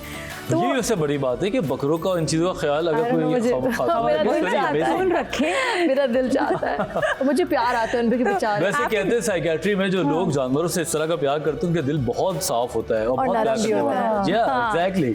तो चले थोड़ा पीछे चलते हैं, जब आप सेलिब्रिटी नहीं थी, जब आप पढ़ना चाहती थी, सारी बातें मुझे पता है, टीचर बनना चाहती थी या बैंकर बनना चाहती थी? बिल्कुल। रास्ता आपका बैंकर की तरफ था, तो टीचर अचानक भी बनी और बैंकिंग भी किया। अच्छा। जी जी जी। तो फिर अचानक आप मीडिया में किस तरह आ गई हो, क्या इत्तेफाक था, हम जानना चाहते हैं। So I'll tell you what, A-levels करने के बाद मैंने 1 साल का ब्रेक लिया, और उस साल में मैं सिटी बैंक में काम करी थी। उस वक्त यहाँ सिटी बैंक था, ठीक है। I was working as a CRO, जो नहीं फ्रंट डेस्क पे होते हैं कि how can I help you, so I would help people कि आपके अकाउंट ओपनिंग फॉर्म, ठीक है, और मैं रिलेशनशिप मैनेजर के पास जाती थी, सब करती थी। उसके बाद जब मैंने मेरा काम स्टार्ट हो गया, CBM मेरा स्टार्ट हो गया, BBA, तो एक दिन मुझे पता चला कि नबीला पे ना फ्री मेकओवर मिल रहा है, और हम लोग तो स्टूडेंट्स थे, एंड नबीला वाज एक्सपेंसिव, हम थोड़ी पैसे दे के बिग नेम पैसे दे के मेकअप कराएंगे, या उस टाइम पे 1000 रुपए का ब्लो ड्राई कराएंगे, दैट वाज रियली एक्सपेंसिव। तो मैंने कहा ठीक है यार, लेट्स गो, और ना पोर्टफोलियो बना लेते हैं। अच्छा, मुझे पिक्चर्स मिल जाएंगे, मुझे सिर्फ तस्वीरें चाहिए थी। हाँ, तो सिर्फ ऑर्किड था या क्या था, चेक करें हाँ कि ऑर्किड था, मैं अपलोड करूंगी, मुझे तस्वीरें चाहिए, खुदा हाफिज़। तो मैं गई, बड़ा अच्छा एक्सपीरियंस। फिर मुझे कॉल्स आने लग गई कि this is this commercial and do want to do it. मैंने कहा नो थैंक यू। तो आपने क्या, मतलब जैसे जब वो पिक्चर अपलोड की थी तब आपको कॉल आने लगी, ये क्या हुआ? मैं उधर गई तो उधर पोर्टफोलियो मेरा बना, तो वही लोग क्लाइंट्स को पिच करते हैं, उनकी एजेंसी थी जिंक उस वक्त, नबीला की। अच्छा या सो वो मुझे कॉल करने लगे कि ये वाला एड है, सो आई केप्ट ऑन सेइंग नहीं। फिर मैंने अम्मी को बोला, अम्मी ये ऐसा है, तो बहुत एड्स आ रहे हैं, प्लीज मुझे जाने दें। मैं कह रही हूँ अम्मा तो फिर क्या ही बुरा है, मैं कर लूँ क्या? सो अम्मी से अब्बू से पूछती हूँ, अब्बू ने कहा देखो पढ़ाई में कोई हर्ज होगा तो फिर ये सब बंद हो जाएगा। तो आई थिंक जहाँ स्लोली मुझे कुछ समझ आया, मैंने किया, नहीं समझ आया तो मैंने मना भी किया। उस पर मुझे आज तक याद है कि मुझे उस लड़की ने, देयर वाज दिस एड और मैं कंफर्टेबल नहीं थी, आई थिंक सोप का एड था, तो मेरी सर्टेन रिजर्वेशंस थी कि मुझे ये नहीं करना, ये मेरी लिमिटेशन है, I don't want to do it. तो उसने मुझे बोला कि there was this girl, she told me तुम्हें लगता है कि तुम्हें काम मिलेगा, तुम्हारे इतने नखरे हैं। सो मुझे बस ये होता है कि काम और रिस्क देने वाला अल्लाह होता है, आपको सिर्फ अपने ऊपर और अपने रब पे यकीन करना होता है। कुछ चीज़ें फॉरन प्लेस करती है, तो मैंने कभी प्लान नहीं किया। So it kept on happening, मैंने कहा कर लेते हैं, ये नहीं समझ आया नहीं करूँगी। अच्छा वो आला तो बड़ा मतलब इत्तेफाकात होते गए लाइफ के अंदर। चले जी ठीक है, एक्टिंग में आ गई, तो आपको पता था कि यार ये तो टैलेंट मेरे अंदर छुपा हुआ था, या सीखा है प्रॉपर तरीके से बाद में? मैंने कुछ भी नहीं सीखा, ना मुझे पता था कि मैं एक्ट कर सकती हूँ, ना मुझे पता था कि मैं होस्ट कर सकती हूँ, ये सब मैंने on the spot and meanwhile मैं टीवी स्टार्ट किया तो मैंने उसी वक्त सीखा।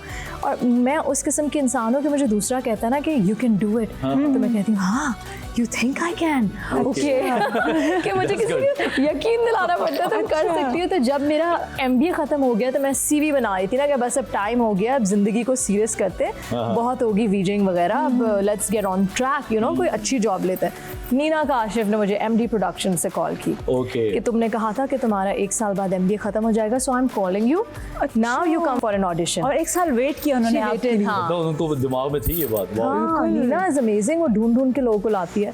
तो बस फिर मैंने अपना ऑडिशन दिया and that's how I started acting. अच्छा, आपने जब होस्टिंग शुरू की तो आपको कितना मुख्तलिफ लगा ये अपने VJ और जो एक्टिंग आप करती थी उससे कितना मुख्तलिफ है ये वाला काम? थोड़ा सा मुझे ही बल्कि बताएं इस बारे में। अच्छा, होस्टिंग मुझे लगता है बहुत आसान है एंड इट्स फन, बिकॉज देखिए जैसे आप मुझसे बात करिए, मुझे आपको मेरे बारे में 4 बातें सुननी मिल रही हैं और यू नो मैं आपसे बात कर रही हूँ तो एक इंटरेस्टिंग कॉन्वर्सेशन होती है, आप मज़ीद उसको आगे लेके जा सकते हैं और आपका इंटरेस्ट होता है। अब एक्टिंग में क्या है, उसका अपना मज़ा है कि आपको स्क्रिप्ट है, you following the script, you are not yourself, you are a character.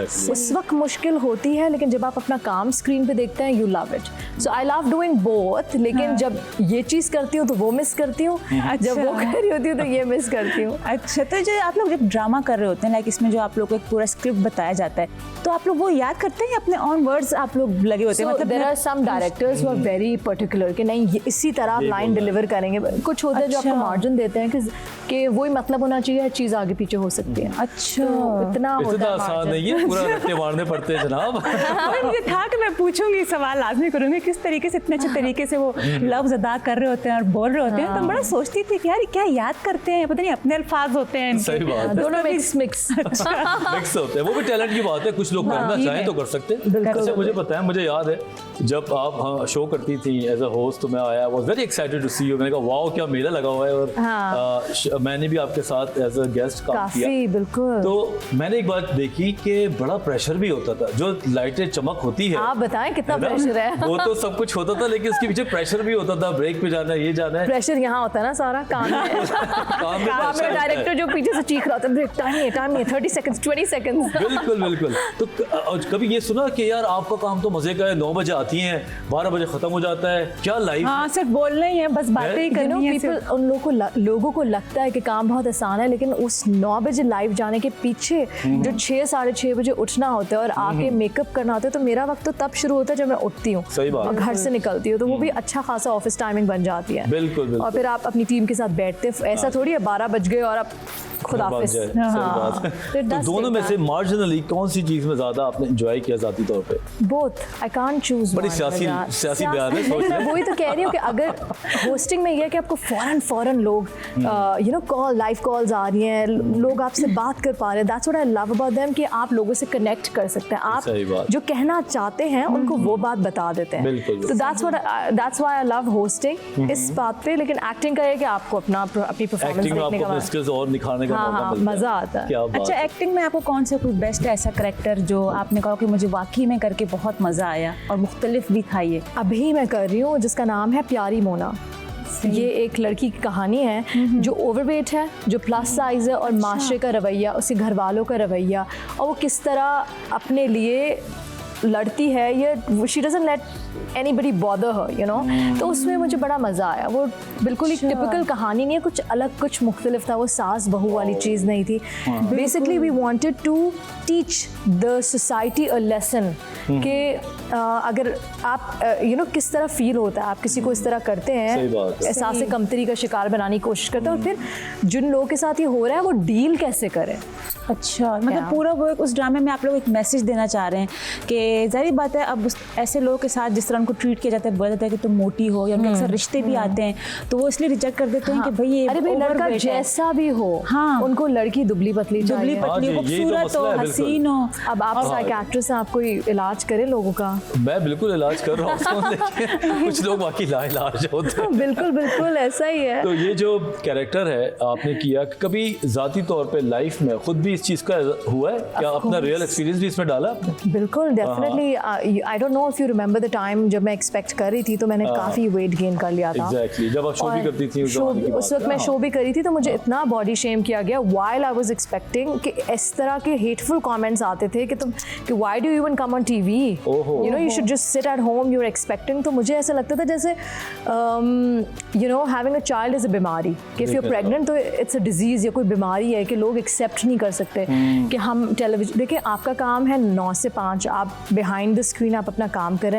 मेरा काम ही टीवी पे है, तो मेरा काम ही है मैं आके यू नो बातें करूँ या शो को कंडक्ट करूँ। तो मेरे लिए इतना डिफिकल्ट था वजात कि मैं I don't know if you remember, मैं सीट के पीछे खड़ी होती थी, अपने आप को जिस तरह छुपाने की कोशिश कर सकती थी, बट ये एहसास लोगों ने दिलाया। देखिए कितनी बुरी बात है कि लोगों ने आपको ये बात पिक्चर्स अपलोड नहीं करती थी, आसानी से लोग कर देते हैं ना। हाँ, उसके बाद भी मुझे बहुत वक्त लगा वेट लूज करने के लिए, बट क्योंकि आप इस फील्ड से हैं, आप यू नो लोगों की जो साइकोलॉजी है उसको समझते हैं। सो अगर आप एक इंसान को बार बार एक चीज़ कहते रहेंगे ना तो वो अपने आप के बारे में बुरा ही समझेगा। लाइक मैं वाकई उसके आगे ना शीशे के आगे देख के यू नो मुझे अपने आप पे वो होता था कि मैं क्या लग रही हूँ। तो my husband he sat down with me and he said, Sanam, you're beautiful, okay? And this is something very normal. हर लड़की इससे गुजरती है, तो तुम कोई अलग सी चीज़ नहीं कर रही हो। You'll take your time, तुम्हें पूरा साल लगा ये वज़न चढ़ाने में, तुम्हें साल लगेगा, तुम अलायक। तो वो मेरे लिए बड़ा डिस्टर्बिंग था अपने बच्चे की तरफ देखना भी। I just didn't know how to go about it, but family support से हस्बैंड ने बहुत सपोर्ट किया इस टाइम पे। अगर ऐसे टाइम पे हस्बैंड या अपना पार्टनर आपको सपोर्ट कर जाए तो मैं कहता हूँ उसे किसी की जरूरत it's not that simple and easy. अक्सर फैमिलीज में जो हस्बैंड है वो नहीं सपोर्ट करते। एग्जैक्टली, उल्टा वो आपको कहते हैं कि पतली हो और ये वो, it does take time, you know. ओहो नहीं, ये बात तो है। अगर हस्बैंड ही सपोर्ट ना करे तो फिर बहुत लंबा डिप्रेशन आता है। फिर वापसी में उसको ठीक होने के लिए भी जो है ना कोई मोटिवेशन नहीं मिल रही होती। अगर हस्बैंड कुछ कह दे या बीवी आपको मोटिवेट कर दे तो फिर वो कहते हैं ना कि टाइम है चला जाएगा, वो फिर चला गया। आज अभी हम छोटे से ब्रेक पे जा रहे हैं और सवालात हमारे पर ढेर लगा हुआ है, तो आप रेडी रहें। जो जनाब हम जा रहे हैं छोटे से ब्रेक पे, वापस आते हैं, आप लोग हमारे साथ रहें। Welcome back after the break. तो बहुत मज़े की चटपटी बातें हमारी जा रही हैं सनम के साथ। तो अब बताएं, माशाल्लाह बच्ची भी बड़ी हो गई है, हस्बैंड भी आपके साथ है, तो आजकल फैमिली कैसी गुजारी जा रही है? रमज़ान में कौन ज़्यादा तंग करते हैं इन दोनों में से? अच्छा, कसाम तो उधर होते नहीं है। कौन तंग करते हैं इन दोनों में? कसाम बिल्कुल भी तंग नहीं करता, बिकॉज़ वो होता ही नहीं है तंग करने के लिए। ये तो ज़्यादती है।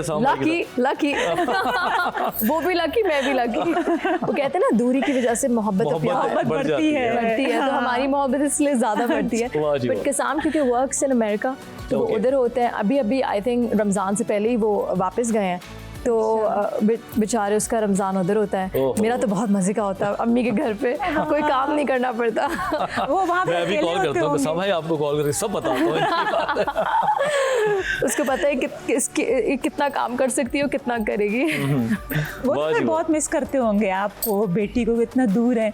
और फिर रमजान का टाइम। अच्छा, फिर क्या ईद में आएंगे वो यहाँ पे? नहीं होंगे, अभी तो गया है बहुत जल्दी, because you know he is a pilot. अच्छा, तो उन लोगों को इतनी छुट्टियां भी नहीं मिलती है, और वो कोशिश पूरी करते हैं हर 3 महीने बाद, हर 4 महीने बाद जल्दी से आ जाए। बट दिस टाइम हम जाएंगे। अच्छा, तो मोस्ट नहीं, ईद के बाद हम जाएंगे। अच्छा, दूसरी ईद गुजार लेंगे। वाह जी वाह, ये तो चले आपकी खातिर, आपको इतनी परेशानी है तो मैं दूसरी ईद के साथ। और क्या, क्योंकि एक ईद का त्यौहार ऐसा होता है ना कि इसमें चाहते हैं कि हम अपने करीबी जो हमारे लोग हैं उनके साथ, बिल्कुल, फैमिली शुड बी टुगेदर। ऐसे ही। लेकिन भाई मैं आपको एक बताऊं, पायलट हो गया, डॉक्टर हो गया, इनकी जो लाइफ है ना, ईद बकरीद कुछ नहीं होती। ईद के दूसरे दिन या पहले दिन रात को भी यकीन करें हमें भागना पड़ता है मरीज के लिए।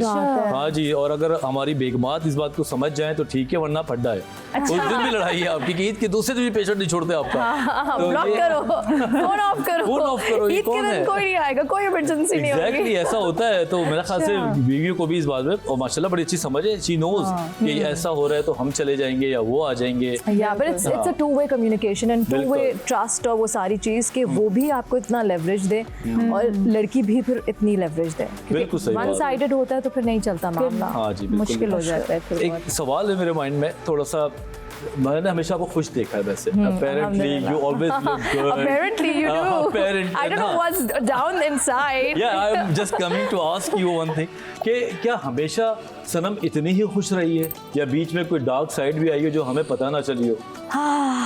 अल्लाह का शुक्र है कि things have been good and अल्हम्दुलिल्लाह। लेकिन देखिए, मैं एक दफ़ा निदा ने मुझसे पूछा था, सनम कभी कुछ ऐसा हुआ है जिससे यू नो जो तुम कभी सारी ज़िंदगी नहीं भूल सकती? तो मैंने उसे कहा था अल्हम्दुलिल्लाह नहीं, मेरे साथ तो कभी ऐसा कुछ भी नहीं हुआ। और मैं बड़ा प्राउडली कहा था। बट इस साल मेरी ज़िंदगी में कोई एक ऐसा चेंज आया which I don't want to discuss, but तब मुझे रियलाइज़ हुआ कि उतार चढ़ाव आता है ज़िंदगी में। सही बात। और आपको वो जो मजबूत रस्सी है ना अल्लाह की, वो पकड़ के रखनी होती है। तो हर किसी की ज़िंदगी में कोई ना कोई चीज़ें आती हैं, बट लेकिन मैं ये कहना चाहती हूँ तमाम देखने वालों को कि मुंह से जो भी बात निकाले ना बहुत सोच समझ के, कुछ नहीं पता होता, कभी भी आपकी कोई स्टूपिड सी बात कबूल हो जाए या हो किसी के जाए, हत्थे हाँ। चढ़ जाए वो बात। बिल्कुल, सही बात है। बिल्कुल। तो आपने फिर कैसे उस बुरे हालात से अपने आप को निकाल लिया?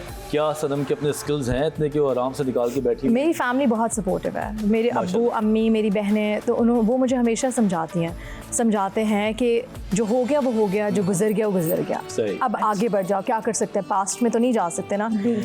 तो बस, और फिर बीच में कसाम का भी आर्म टूट गया था। हाँ, तो मैं बहुत डिस्टर्ब हो गई थी, ये अल्लाह मियाँ क्यों मेरे साथ। एक बारी मेरी तबीयत ख़राब थी तो कसाम मुझसे इधर मिलने आया, जब वो वापस जा रहा था तो उसका हार्ट टूट गया, सो उसको वापस आना पड़ा पाकिस्तान, इतनी लंबी फ़्लाइट में। तो वो मेरे लिए बहुत ही मुश्किल 2, 2.5, 3 महीने थे, but he was so strong. उसकी प्रॉपर एक प्लेट डली है, रॉड डली है, उसको 4 महीने तक वो पाकिस्तान में था, because he couldn't fly obviously, because जब तक आर्म ठीक नहीं होगा। हाँ, ह्यूमरस बोन उसकी टूट गई थी बीच में से 3 हिस्सों में।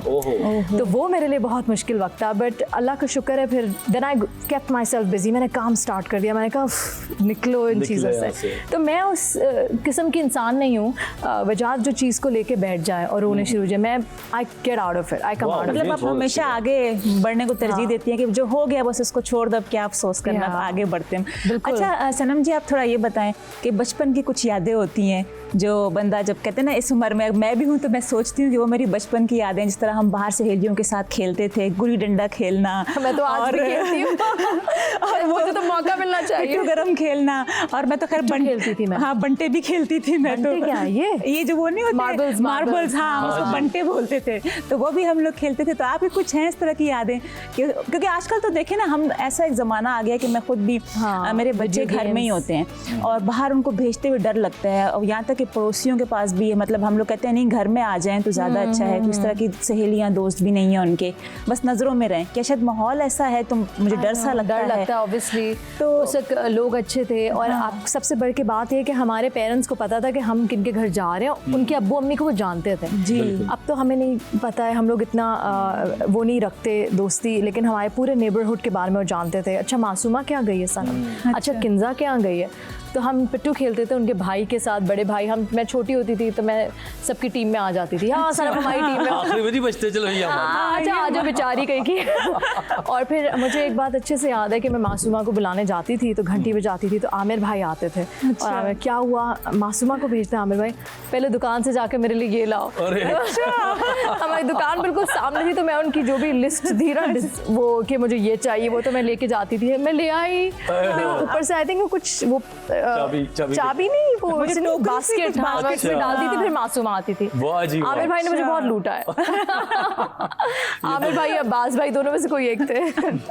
बहुत मजे की बात है। ये ऐसी बात है ना, कोई बेसिकली हर जगह आप डिस्कस नहीं करते। हाँ, ये बात आपने बड़ी बताई हमें, बिल्कुल वो बचपन वाली बात। एक सवाल मेरा रह गया कि आपको देख के मुझे थोड़ा सा स्पोर्टी फीलिंग्स आती हैं कि आप कोई ना कोई स्पोर्ट्स में भी होंगी, तो कभी जिम वगैरह गई हैं या कोई ऐसी चीज जो आप करती रही? जिम तो मैं बहुत गई हूँ, जिम वाले परेशान होंगे कि यार ये कुछ हो क्यों नहीं रहा। नहीं ये वो लोग हैं जो जिम में कॉफी पीने जाते हैं। नहीं, ये वो लोग हैं जो जिम जाते हैं और अच्छा। इतनी मेहनत करते हैं, 2-2 घंटा वर्कआउट करते हैं, फिर घर जाके अच्छा खासा खाना। वो सारी चीजें जो ट्रेनर मना करते हैं ना, ये नहीं करना, फ्रिजी ड्रिंक नहीं पीना, वो जाते यार आज इतनी मेहनत की आज हो जाए, तो वेट उधर का उधर रहता है। बट जी मैं नेशनल स्विमर रह चुकी हूँ, मैंने पाकिस्तान नेवी को रिप्रेजेंट किया है जी। एग्जैक्टली। तो this is like O level से भी पहले, छोटी थी मैं उस वक्त, तो काफ़ी मेडल्स हैं मेरे पास, पता नहीं अम्मी ने कहाँ रखे हैं, आई डोंट नो। किसी मौका मिले तो शायद मैं लेके आऊँगी ताकि दुनिया को यकीन हो। ये तो बहुत बड़ी बात है, और शायद आपने ये बात पहले पता भी नहीं, इतना ज़्यादा पता नहीं, बट यू नो हमारा स्केड्यूल क्या होता था वजाहत के, स्कूल से पहले अब्बू हमें, अम्मी मेरी यूनिफॉर्म वगैरह सब तैयार करके रखती थी। स्कूल से पहले हम जाते थे जिमखाना, मतलब this is like around 5:45-6 o'clock in the morning.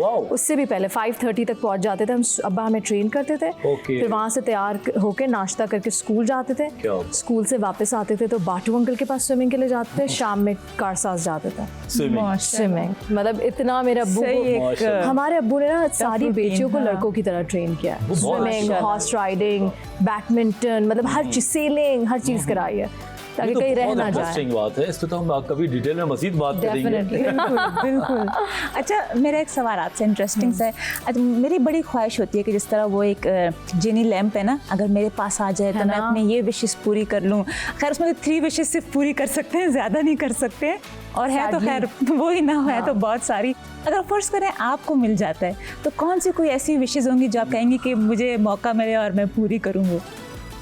ऐसी कोई विश अगर मुझे मिल जाए मैं करूँ, मैं इनविजिबल हो जाऊंगी। हैं? अच्छा। हाँ, मैं इनविजिबल हो जाऊंगी बस।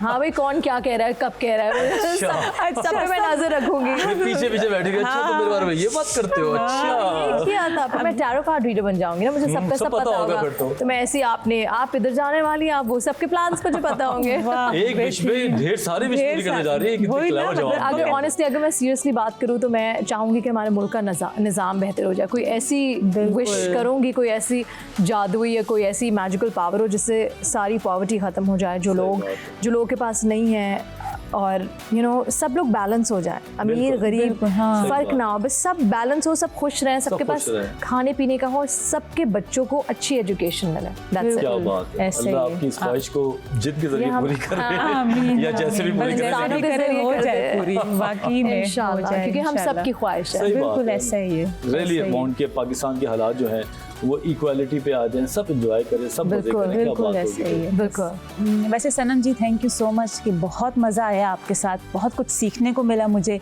और जाते जाते मैं चाह रही हूँ कि आप कोई मैसेज दे दीजिए हमारे व्यूवर्स को और स्पेशली मुझे भी। Oh how sweet. नहीं, मैं सबको सिर्फ ये कहना चाहूँगी कि पिछले साल काफ़ी लोग जो हैं वो मुतासिर हुए, सैलाब ज़दगान जो भी हैं, और ये रमज़ान का महीना है, so please reach out, help them, because वो लोग बेघर हो गए, उनके इस कारोबार सब कुछ, लाखों जानें चली गई, हज़ारों जानें चली गई। तो अगर अभी भी वक्त है उनकी मदद करने का, बिकॉज़ ये उस हादसे के बाद इनका पहला रमज़ान है। सो जितनी मदद कर सकते हैं करें, बिल्कुल, बहुत बहुत अच्छी अच्छी बात की एंड आपने। Stay positive. Stay positive. छोटी चीज़, स्टे पॉजिटिव। इधर उधर लड़ाई करने से बेहतर है लोगों के मसाइल हल करें, खुश कुछ रहें। करे तो बंदा अच्छा करे, हाँ, अच्छा अच्छा करे, ही वरना करे, ना करे, वरना वरना घर में ना रहे। करे। चुप करे घर में बैठ घर से ना निकले। हाँ ना, बस मसले ना क्रिएट करें, आप हल पे बात करें, हल निकालें। बिल्कुल। और once again thank you so Thank मच, you. बहुत अच्छा लगा आप यहाँ पर आई। और इसके साथ ही आप देख सकते हैं कि आज कितनी मज़े की बातें हुई, बल्कि हमारे सेट पे तो रौनक ही लग गई, 4 चांद लग गए। लेकिन अब टाइम है ब्रेक का, और हम आपसे मिलते हैं ब्रेक के बाद। कहीं जाइएगा मत, देखते रहे आन रमज़ान के हैं, और आप देख रहे हैं आन रमज़ान। आज हम जिस मौजू पे बात करेंगे वो है वालिदैन के हुकूक। वालिदैन की इज़्ज़त और एहतराम करना हर औलाद पे लाजिम है, चाहे वालिदैन मुस्लिम हो या काफिर। ये हमने उलमाए दीन से सुना है। लेकिन अलमिया तो ये है, अगर हम अपने मुआशरे में देखें, और बहुत कुछ सुनने को और देखने को आता है कि जब वालिदैन बूढ़े हो जाते हैं तो उन्हें घर से निकाल दिया जाता है और जायदाद पे कब्ज़ा कर लिया जाता है। इसके अलावा मैंने तो यहाँ तक भी सुना है और देखा भी है कि उनके ऊपर हाथ भी उठाया जाता है, उन्हें मारा भी जाता है, जो कि बहुत ही अफसोसनाक बात है। तो आज मैं इसी मौजू को सामने रखूँगी और ये जानना चाहूँगी मैं कि हम अपने वालिदैन का किस तरह से ख्याल रखें, और एक औलाद के ऊपर उनके वालिदैन के क्या हकूक़ हैं। और हमारे साथ यहाँ पे मौजूद हैं बहुत ही मारूफ़ स्कॉलर मोहम्मद राहील एजाज साहब, जो कि हमें बताएंगे और हम जानेंगे कि दीन इस्लाम इस बारे में हमारी क्या रहनुमाई करता है। अस्सलाम वालेकुम। वालेकुम अस्सलाम। कैसे हैं आप, क्या हाल है आपका? अल्हम्दुलिल्लाह, बहुत शुक्रगुजार आन रमज़ान ट्रांसमिशन की खुसूसी नशरियात में मदऊ करने पर आप लोगों की टीम का भी बहुत शुक्रगुजार हूँ। बहुत शुक्रिया कि आप यहाँ पर आए, आपने टाइम निकाला। अच्छा, मेरा आपसे पहला सवाल ये है, जो हमारा दीन इस्लाम है वो वालिदैन की अज़मत के बारे में हमें बहुत सारी तालीमात देता है, लेकिन अफसोस की बात है कि माशरे में ऐसा कुछ नज़र नहीं आता हमें, जिस तरह से वालिदैन के साथ सलूक किया जा रहा है, ख़ास तौर पे जब वो बूढ़े हो जाते हैं। तो मैंने यहाँ तक भी देखा है कि उनको एक कमरा मकान लेके, अगर उनको ओल्ड हाउस में नहीं वो लोग भेजते तो एक कमरा मकान लेके वहाँ पे छोड़ दिया जाता है, और महीने में कभी एक दफ़ा बेटा आ गया, उसने देख लिया, और उसको पता ही नहीं है कि उसकी माँ किस हाल में रह रही है, उसके पास कुछ खाने के लिए है या नहीं, वो कुछ बना सकती है कि नहीं बना सकती। और इसके अलावा जो मारने वाली बात है, मैंने खुद देखा है कि किस तरीके से एक औरत, ज़ईफ़ सी औरत थी और उसको वो मार रही थी, क्योंकि कहते हैं ना जब बूढ़ा होता है तो भी एक बच्चे की तरह हो जाता है। तो वो उसको बाकायदा उसको मार रही थी। मुझे इतना अफसोस हुआ कि मैंने खैर उसको समझाया भी, बहुत कुछ बोला भी, लेकिन वो उल्टा मेरे साथ लड़ना शुरू हो गई कि आप कौन होती हैं बोलने वाली, और ये हमारी वालिदा है, हम जो मर्ज़ी करें इसके साथ। तो मुझे बहुत दुख हुआ। और आप हमारी रहनुमाई करें बल्कि इस मामले में कि हमारा दीन इस्लाम क्या कहता है इस मामले में। देखें, इस्लाम की तो तालीमात वालिदैन के ताल्लुक से बिल्कुल क्लियर हैं, क्योंकि अल्लाह रब्बुल इज़्ज़त कुरान मजीद फ़ुरक़ान हमीद में इरशाद फरमाया वक़दा रब्बुका अल्ला ताअबुदू इल्ला इय्याह, कि अल्लाह ने यह फैसला कर लिया है कि इबादत सिर्फ उसी की होगी। अब देखिए, अल्लाह ताला ने यहाँ पे अपनी तौहीद का बयान किया, अपनी इबादत उलूहियत का बयान किया कि इला मैं हूँ, माबूद हकीकी मैं हूँ, इबादत सिर्फ मेरी होगी, परवरदिगार आलम मैं हूँ, इस कायनात का चलाने वाला मैं हूँ, इला मैं हूँ, माबूद मैं हूँ। अब इसके फ़ौरन बाद जो जिक्र है वबिल वालिदैनी ihसाना, आप बताएं अल्लाह ताला अपनी इबादत के मामले से जोड़कर, अपने रब होने से जोड़कर इस बात को बयान फरमा रहा है वबिल वालिदैनी ihसाना, और हम तुम्हें वालिदैन से उसके सलूक की हिदायत देते हैं, हुक्म देते हैं।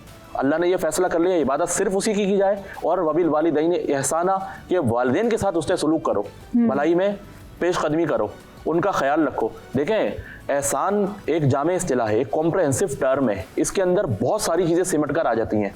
अच्छा अखलाक, अच्छा किरदार, हुस्न सलूक, शाइस्तगी, शुस्तगी, शाइस्ता अतवार, अंदाज, खूबसूरत तरीन रवैये, सारा सलूक, सब कुछ इसके अंदर आ गया। अल्लाह ने कहा वालिदैन के साथ दर्जा एहसान पे ट्रीटमेंट करना है, इससे नीचे नहीं आना। और अल्लाह ताला ने अपनी उबूदियत के साथ जोड़कर बयान किया है, इबादत सिर्फ मेरी, रब सिर्फ मैं, इलाह सिर्फ मैं, माबूद सिर्फ मैं। और जिस तरह से मैं वजूद हकीकी रखने वाली ज़ात बारी ताला तुम्हें हुक्म देता हूँ कि मेरे वजूद अता करने से तुम सब मौजूद हुए, तो औलाद जो है वो दुनिया में वालिदैन के सबब से वजूद में आती है, वालिदैन उसकी खिलकत का जरिया है। तो अल्लाह ताला ने फ़ौरन इसको अपने साथ बयान किया। तो अंदाज़ा करें इसकी अहमियत कितनी है और कितना अहम तरीन फ़र्ज़ होगा ये। बिल्कुल, इससे अंदाज़ा लगाना मुश्किल नहीं है। फिर बात यहाँ रुकती नहीं है, फिर फरमाया कि अगर तुम्हारे वालिदैन दोनों या उनमें से कोई एक बुढ़ापे की मंजिल को पहुंच जाए, जी सही है, तो अब करना क्या है, फिर फला तकुल लहुमा उफ़िन, कि उन्हें ऐसे नहीं कहना, इग्नोर नहीं करना, बेनियाज नहीं हो जाना उनसे, नहीं। आगे क्या फरमाया कि वला तनहर हुमा, और झटकना नहीं, झड़कना नहीं। ये सिर्फ मुसलमान वालिदैन के लिए है या काफिरों के लिए? नहीं, ये तो काफिरों के लिए भी है। अगर औलाद मुसलमान है, वालिदैन काफिर है, तो सलूक यही रहेगा। अच्छा, उन्हें उफ नहीं कह सकता, उफ वो हमारा वाला उफ नहीं, उफ वो वाला नहीं, जी। ये हूं वाला इंसान जो है वो नजरअंदाज करता है। आप मुझसे कोई बात पूछे, हूं कह के उधर हो जाऊं, सही, तुफ कर दूं उस पे, मतलब मैं आपको नजरअंदाज कर रहा हूँ, अवॉइड कर रहा हूँ, मैं इतना बेनियाज हो गया, मुझे कोई जरूरत नहीं आपकी, और इंपॉर्टेंस देने को तैयार ही नहीं हूँ, ये वो वाला उफ है। फला तकुल लहुमा उफ़िन वला तनहर हुमा, और उन्हें सरजनिश नहीं करना, डांटना डपटना नहीं, झड़कना नहीं। लहजा ऐसा नहीं होना चाहिए तुम्हारा कि गोया तुम उन्हें डांट रहे हो, तुम उन्हें झड़क रहे हो। कल तुम्हें उनकी जरूरत थी, उन्होंने तुम्हारी रेयरिंग वेयरिंग की, ब्रॉटअप किया, सब कुछ किया बेहतरीन तरीके से, खाद बन के मिट्टी में जज्ब हो गए ताकि तुम गुल बूटे बन के महको। अब ये मंजिल आ गई, तुम परवान चढ़ गए, सही है, तुम्हारे सारे मराहिल तय हो गए, आज तुम उन पे डिपेंडेंट नहीं हो, बल्कि वो बूढ़े हो गए, कमजोर हो गए, माली मामलात उनके खत्म हो गए, और वो तुम पे डिपेंड कर रहे हैं, अब तुम नजरें बदल लो। ऐसे ही। और अच्छा, इंसान की फितरत है ये होता है, ये होता है, ये इंसान में एक वक्त को आती है। देखें, एक तो ये है कि वो शाइस्ता अतवार, जैसा कि रसूलुल्लाह सल्लल्लाहु अलैहि वसल्लम ने फरमाया कि बेहतरीन चीज़ जो वालिदैन अपनी औलाद को दे सकते हैं वो तरबियत है। ठीक है ना, बचपन में ही बच्चे को एहसास के साथ परवान चढ़ाएं। एहसास ही है ना, सारी जिंदगी एहसास से इबारत है, बिल्कुल एहसास से इबारत है। एहसास अगर हो तो मोहब्बत करो, महसूस, हर बात का इजहार जरूरी नहीं होता, सही बात। तो ये बहुत सारी चीजें एहसास की होती हैं, ये रिश्ता एहसास का है, ऐसा ही। अगर एहसास नहीं है तो बड़े से बड़े रिश्ते की कदर कीमत नहीं है, एहसास है तो उसकी कदर कीमत है। अब बात वालिदैन की हो रही है तो फर्ज के दर्जे में आ गई ये चीज कि तुम पर ये फर्ज आयद कर दिया अल्लाह ने कि तुमने वालिदैन के साथ दर्जा एहसान पर आकर बात करनी है, बेहतरीन सलूक करना है, बेहतरीन अखलाकियात के साथ करना है। देखिए, एहसास का रिश्ता तो है, लेकिन ये माँ बाप का रिश्ता है। बहुत बड़ा अफजल और एहसास के रिश्ते के अलावा भी इस्लामी तालीमात में इसको मजहबी तौर पे कुछ फ़राइज़ भी तो बताए गए ना, और फिर इसके इनाम भी बताए गए, जैसे कि हम बचपन से सुनते आते हैं कि माँ के पैरों तले जन्नत है। तो इस कॉन्टेक्स्ट को अगर हम समझ जाएं तो मेरे ख्याल से जन्नत हम अपने रहते हुए भी हासिल कर सकते हैं। तो ये आप किस तरीके से समझाएंगे कि इबादत के तौर पर अगर आप माँ बाप को देख रहे हो तो वो किस तरह हम मुस्तफीद हो सकते हैं? देखिए, इबादत ही यही है। जब आप अल्लाह रब्बुल इज़्ज़त, आप वालिदैन के साथ हुस्न सलूक अल्लाह का हुक्म मानकर कर रहे हैं, क्योंकि वो आपकी ईमानियात का हिस्सा है। तो रसूलुल्लाह ने फरमाया कि मोमिन का हर अमल इबादत है अगर रज़ा इलाही के लिए हो, अगर कुर्बतन इल्लल्लाह हो, अगर लिल्लाहियत के साथ हो, प्योरिटी ऑफ हार्ट के साथ हो, पूरी कमिटमेंट के साथ हो, अल्लाह की बारगाह में सरेंडर करने के लिए हो। मोमिन का हर एक्शन, हर अमल, हर डीड इबादत है। सही। इबादत अलग से कोई मफहूम नहीं है। और वैसे इंसान रस्मी इबादत जितनी करता रहे, लिल्लाहियत नहीं है, इखलास नहीं है, प्योरिटी ऑफ हार्ट नहीं है, अल्लाह से कमिटमेंट नहीं है, दिल अल्लाह की बारगाह में सरेंडर नहीं कर रहा, क्या है? सही बात। सिवाय मश्क है और कुछ नहीं है, सिर्फ प्रैक्टिस कर रहा है वो, उसकी रूह नहीं है। तो सिर्फ हवा पे कपड़े टांग दे और उसके अंदर जिस्म मौजूद ना हो तो उनका कोई हैसियत और अहमियत, तो इबादत ये है। ये भी देखा है ज़िंदगी में, मैंने देखा कि जो लोग अपने माँ बाप की इज़्ज़त नहीं करते या उनको वो सेकंड प्रायोरिटी पे रखते हैं, उनकी लिफ्ट नहीं कराते, तो उनकी ज़िंदगी में और भी जो मामलात हैं वो मज़े के नहीं जा रहे होते, मुश्किलात जो हैं उनकी वहाँ पे भी नज़र आती है। और जो लोग अपने माँ बाप की इज़्ज़त करते हैं, उनसे प्यार करते हैं, उनको फ़र्ज़ समझ के काम कर रहे होते हैं, तो अल्लाह ताला उनको ज़िंदगी में भी जो है वो बड़ी कामयाबी देता है। इस बारे में आप क्या कहते हैं कि ये इस्लामी पॉइंट ऑफ व्यू में भी कोई इस किस्म का तोहफ़ा दिया गया है? बिल्कुल ऐसा ही एक हदीस रसूल सल्लल्लाहु अलैहि वसल्लम है कि आपने फरमाया कि जितने भी गुनाह होते हैं, सगीरा हो या कबीरा, तो उनमें से बहुत सारी चीज़ें ऐसी होती हैं कि जिनका बदला मरने के बाद मिलेगा, ठीक, उनकी सज़ा मरने के बाद होगी। लेकिन वालिदैन के साथ किया हुआ आखिरत में तो उसकी सज़ा होगी सो होगी, लेकिन वो दुनिया में भी मिलकर रहती है। इंसान उससे पहले मरता नहीं है। ये हदीस का मफहूम बता रहा हूँ मैं आपको कि वो मकाफात अमल, ये वो चीज़ है। वालिदैन के साथ अगर आपने बुरा रवैया रखा, इग्नोर किया, उनको झुटलाया, उनको नज़रअंदाज कर दिया, आइसोलेट कर दिया, देखिए उनकी तो वही मौत हो जाती है, जहाँ औलाद उन्हें इतना इग्नोर कर दे कि वो आइसोलेशन में चले जाए। बिल्कुल ऐसे ही। तो वो नफ्सियाती तौर पर, जहनी तौर पर और जिस्मानी तौर पर आप समझ लें कि वो वहाँ आपने उनको ख़त्म कर दिया। आपने एक ऐसा फुल स्टॉप लगा दिया जिसके बाद उनका तवाना होना, फलना फूलना मुमकिन नहीं है। असल में यही तो वो वक्त है कि जिस वक्त आपने उनको अपने फैमिली मेन स्ट्रीम से जोड़ के रखना है, खानदानी धारे में जोड़ के रखना है, उन्हें एहसास दिलाना है कि हम आपके साथ हैं, हम आपके साथ खड़े हुए हैं। और तमाम बहन भाइयों पे, तमाम औलाद पे जिम्मेदारी यकसा तकसीम हो रही है और सब अपने अपने हिस्से के हुकूक वालिदैन की अदा कर रहे हैं, बल्कि एक से बढ़कर एक। जैसा कुरान ने कहा, वक़्फ़िद लहुमा जनाह दुल्ली मिनर रहमा, जब वो इस हालत को पहुंच जाए तो अपने कंधों को आजिज़ी और तवाज़ो के साथ उनके आगे करीमाना अंदाज में झुका दे। वाह जी। यानी इतना बिक जाओ, इतनी कर्टेसी ले आओ, इतनी पैम्परिंग करो उनकी, इतना करीमाना रवैया। देखिए कमजोर ना समझो, कमजोर वो तो एक हकीकत है। सही बात। देखिए एक हकीकत उनको ये एहसास ना हो कि ये कमजोर है, कि हम इस स्टेज पर आ गए कि हम कुछ नहीं कर पा रहे हैं अपनी औलाद के लिए। एजिंग एक प्रोसेस है और सबने उस प्रोसेस से गुजरना है, सब गुजर रहे हैं। एक नेचुरल प्रोसेस है। बंदा जैसे जैसे उम्र के मराहिल तय करता है, वो एज होता जाता है, सही है, उसकी कुव्वतें ज़ौफ़ का शिकार होती हैं, उधेड़ उम्री, फिर बुढ़ापा। बाहर तौर हर इंसान ने अगर वो बाकायदे हयात रहता है तो बुढ़ापे को पहुंचना है, तो ये तो एक ऐसा महसूस तजर्बा है कि इसको कोई झुटला नहीं सकता। और ऐसा तो नहीं है कि आप पे नहीं आएगा, आप पे नहीं आएगा, ऐसा महसूस तजर्बा है कि आप झुटला। दूसरी बात ये कि वालिदैन जो है वो अबरे करम होते हैं। सही। चलें अब हम एक ब्रेक ले लेते हैं, ब्रेक का टाइम है, और ब्रेक से आके मैं आपसे सवाल पूछूंगी कि वालिदैन में से माँ या बाप की किसकी बदवा ज़्यादा जल्दी लगती है अगर एक औलाद दिल दुखाती है। तो हम अभी जा रहे हैं ब्रेक पे, कहीं जाइएगा नहीं, क्योंकि बहुत ही एक इम्पॉर्टेंट डिस्कशन यहाँ पे हो रही है और यकीनन कि ये आपके लिए भी और हमारे लिए भी बहुत ज़रूरी है, और ये रहनुमाई हमारी फरमा रहे हैं यहाँ पे जो स्कॉलर साहब हैं। तो हम आपसे मिलते हैं एक ब्रेक के बाद, और कहीं जाइएगा नहीं, देखते रहें आन रमज़ान। कि एक बहुत ही बेहतरीन मौजू पे यहाँ पे बात हो रही है, वालिदैन के हकूक़, और हमें किस तरह से अपने वालिदैन का ख्याल रखना चाहिए। और मैं ये सवाल एक छोड़ गई थी यहाँ पे कि हम जो नाफरमानी करते हैं, अक्सर अपने वालिदैन का, अपने माँ बाप का दिल दुखा देते हैं, तो क्या उनके दिल से क्या इस तरह की आह निकलती है या बदवा वो लोग दे देते हैं? वैसे देते तो नहीं है वालिदैन बिल्कुल भी, लेकिन फिर भी कि क्या वो आह ऐसी निकलती है कि जो हमें लग जाए? देखें, बात यह है कि वालिदैन का जो रिश्ता है ना, वो कुछ अपनी फितरत में बहुत मुनफरिद और ख़ास है। अब यहाँ पे मामला ऐसा है कि जैसे माँ है, अब वो ममता की मट्टी से गूंदी हुई है, जैसे उसके जो ममता वाला जज्बा है वो कभी भी खत्म नहीं हो सकता। वो उसकी फितरत के अंदर है, उसके जज्बे में गुंदा हुआ है। वो एक ऐसा एहसास है कि वो चाहते हुए भी खत्म नहीं कर सकते। इसी तरह बाप सही है, जो सारी जिंदगी औलाद के लिए अब्रे करम बन के रहता है। ये हमने ब्रेक पे जाने से पहले कहा कि बाप वो है जो खाद बनकर औलाद के लिए मिट्टी में जज्ब हो जाता है, वो नजर भी नहीं आता, उसका नामो निशान भी नहीं होता। अच्छा, उसे इस 27 की सिले की तमन्ना भी नहीं है, ना मुझे अपना नाम चाहिए ना वो चाहिए, बस मेरा बच्चा मेरी औलाद परवान चढ़े, फले फूले, सुर्ख रू हो और दुनिया के अंदर छा जाए। ख्वाहिश ये होती है, तमन्ना ये होती है। लेकिन अगर औलाद वालिदैन के साथ अफसोस के साथ कहना पड़ता है इस तरह का सलूक रवा रखती है या उनका दिल दुखाती है और दुखाती ही चली जाती है, तो वो इंटेंशनली बद्दुआ नहीं देते, सही उनके दिल से इरादा करके नहीं दे सकते, वो उस पे इख्तियार नहीं है उनका। लेकिन वो दिल से गैर इख्तियारी तौर पे हालत इस्तिरार में आह निकल जाती है। तकलीफ तो दी है ना, इंसान तो है, बशर तो है, तकलीफ तो माँ इंसान है, बशर है, बाप इंसान है, बशर है। अब ये जो तकलीफ हुई है ना, ये आह बन जाती है।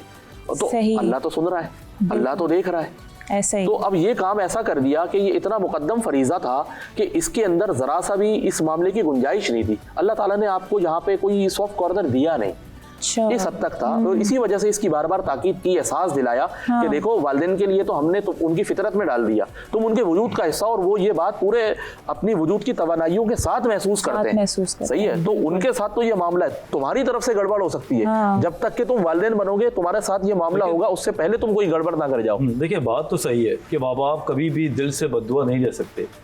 मुझे याद है एक बार मैं रात का खाना खा रहा था, छोटा था, और मैंने कोई बदतमीजी की तो अम्मी ने मुझे बद्दुआ दे दी, जाओ इससे जाते तो फला हो जाओ, मर जाओ। मैं जाके रोने लगा।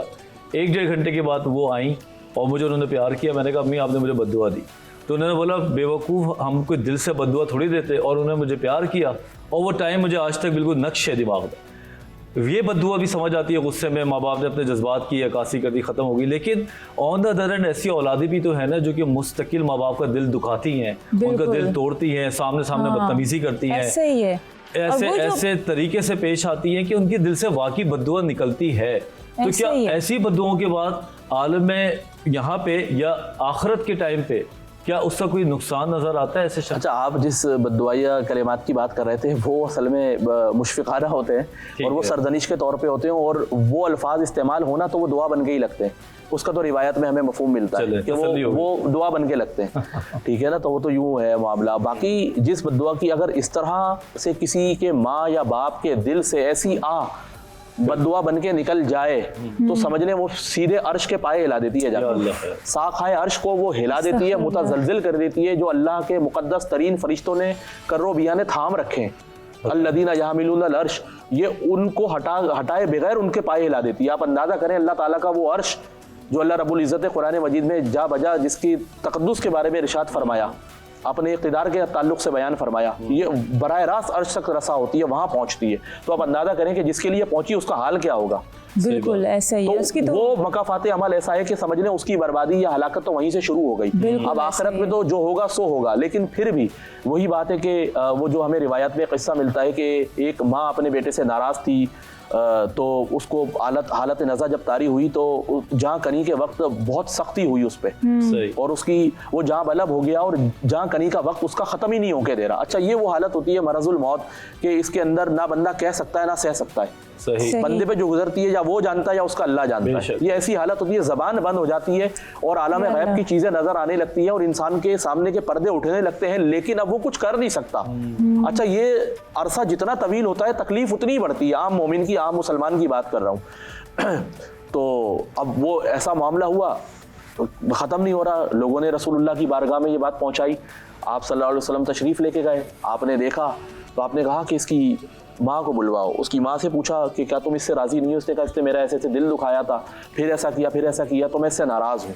तो बोला हालत देखो इसकी क्या है, इसे माफ़ कर दो। तो उसने बोला कि इतनी आसानी से माफ़ कर दो। तो माँ का दिल ज़्यादा दुखा हुआ था। तो कहा कि फिर तुम क्या ये चाहती हो कि इसको आग लगा के ख़त्म किया जाए, झुलसा दिया जाए ताकि ये इसकी जान छूटे यहाँ से? तो फिर माँ रो पड़ी, कहने लगी नहीं, मैंने अपने बेटे को दिल से माफ़ किया। और ये कहना था वो जहाँ बलब कंडीशन उसकी खत्म हो गई और उसकी रूह कफ़स अंसुरी से आसानी से परवास कर गई। देखें मामला ये है कि अगर दुनिया में सजा बाहर तौर मिलकर रहती है, ये मुकाफात अमल ऐसा ही हदीसों से रिवायत से हमें मुस्तफाद होता है। बिल्कुल, ये हमें इशारे मिलते हैं, निशानदेही होती है और ये मफहूम हमें समझ में आता है कि ये मामला ऐसा है कि आखिरत की सजा पर मौकूफ नहीं है बल्कि दुनिया में भुगत कर जाती है ऐसी नाफरमान औलाद। सही, आप जितने हक पामाल करेंगे तो ये आप पर उधार जिंदगी में ही चढ़ रहा है। आपकी औलाद चुका देगी या किसी और जरिए से पूरा हो जाएगा, बाहर तौर यही हो यहीं पे जाएगा। होगा तो डरना चाहिए और दुनिया के अंदर भी डरना चाहिए। साइंसी तौर पे भी देखें तो जाहिर सी बात है, आप जो माँ बाप के साथ आपका रवैया है, आपके बच्चे भी तो वो देख ही रहे हैं ना, बिल्कुल वो सीख रहे हैं। तो कल को जब आपकी बारी आएगी तो ऑटोमेटिकली वो बच्चे वही बिहेव करेंगे। तो ये मकाफात अमल की साइंस भी बड़ी क्लियर मौजूद है, लेकिन फिर भी लोग नहीं देख रहे होते। ये वो हिस्ट्री रिपीट्स इटसेल्फ मैकेनिज्म, आपने मैकेनिज्म खुद ऑटो पे लगा रखा है। बिल्कुल, आप करते जाए, बच्चे उसको बिल्कुल कैरी करते जाएंगे। बिल्कुल, ये ऑटो पे लगा हुआ मैकेनिज्म है, इसको कोई दो राय नहीं है। बहुत अच्छी बात, जबरदस्त। अच्छा, मेरा एक और सवाल है आपसे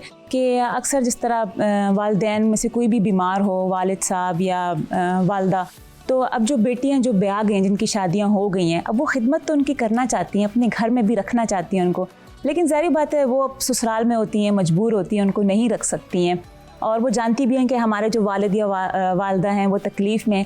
तो क्या सिर्फ ये इरादा करने से ही इसका अजर उनको मिलेगा? और वो रख नहीं सकती लेकिन मजबूर हैं वो। यहाँ पे तो शरीयत की तालीमात ये हैं कि जो बेटियां ब्याह गई अपने घरों की हो गई तो जाहिर है उनके अपने फैमिलीज हैं, अपने फैमिली सिस्टम है, अपने ख़ानदान है और उसका पूरा एक सिलसिला है।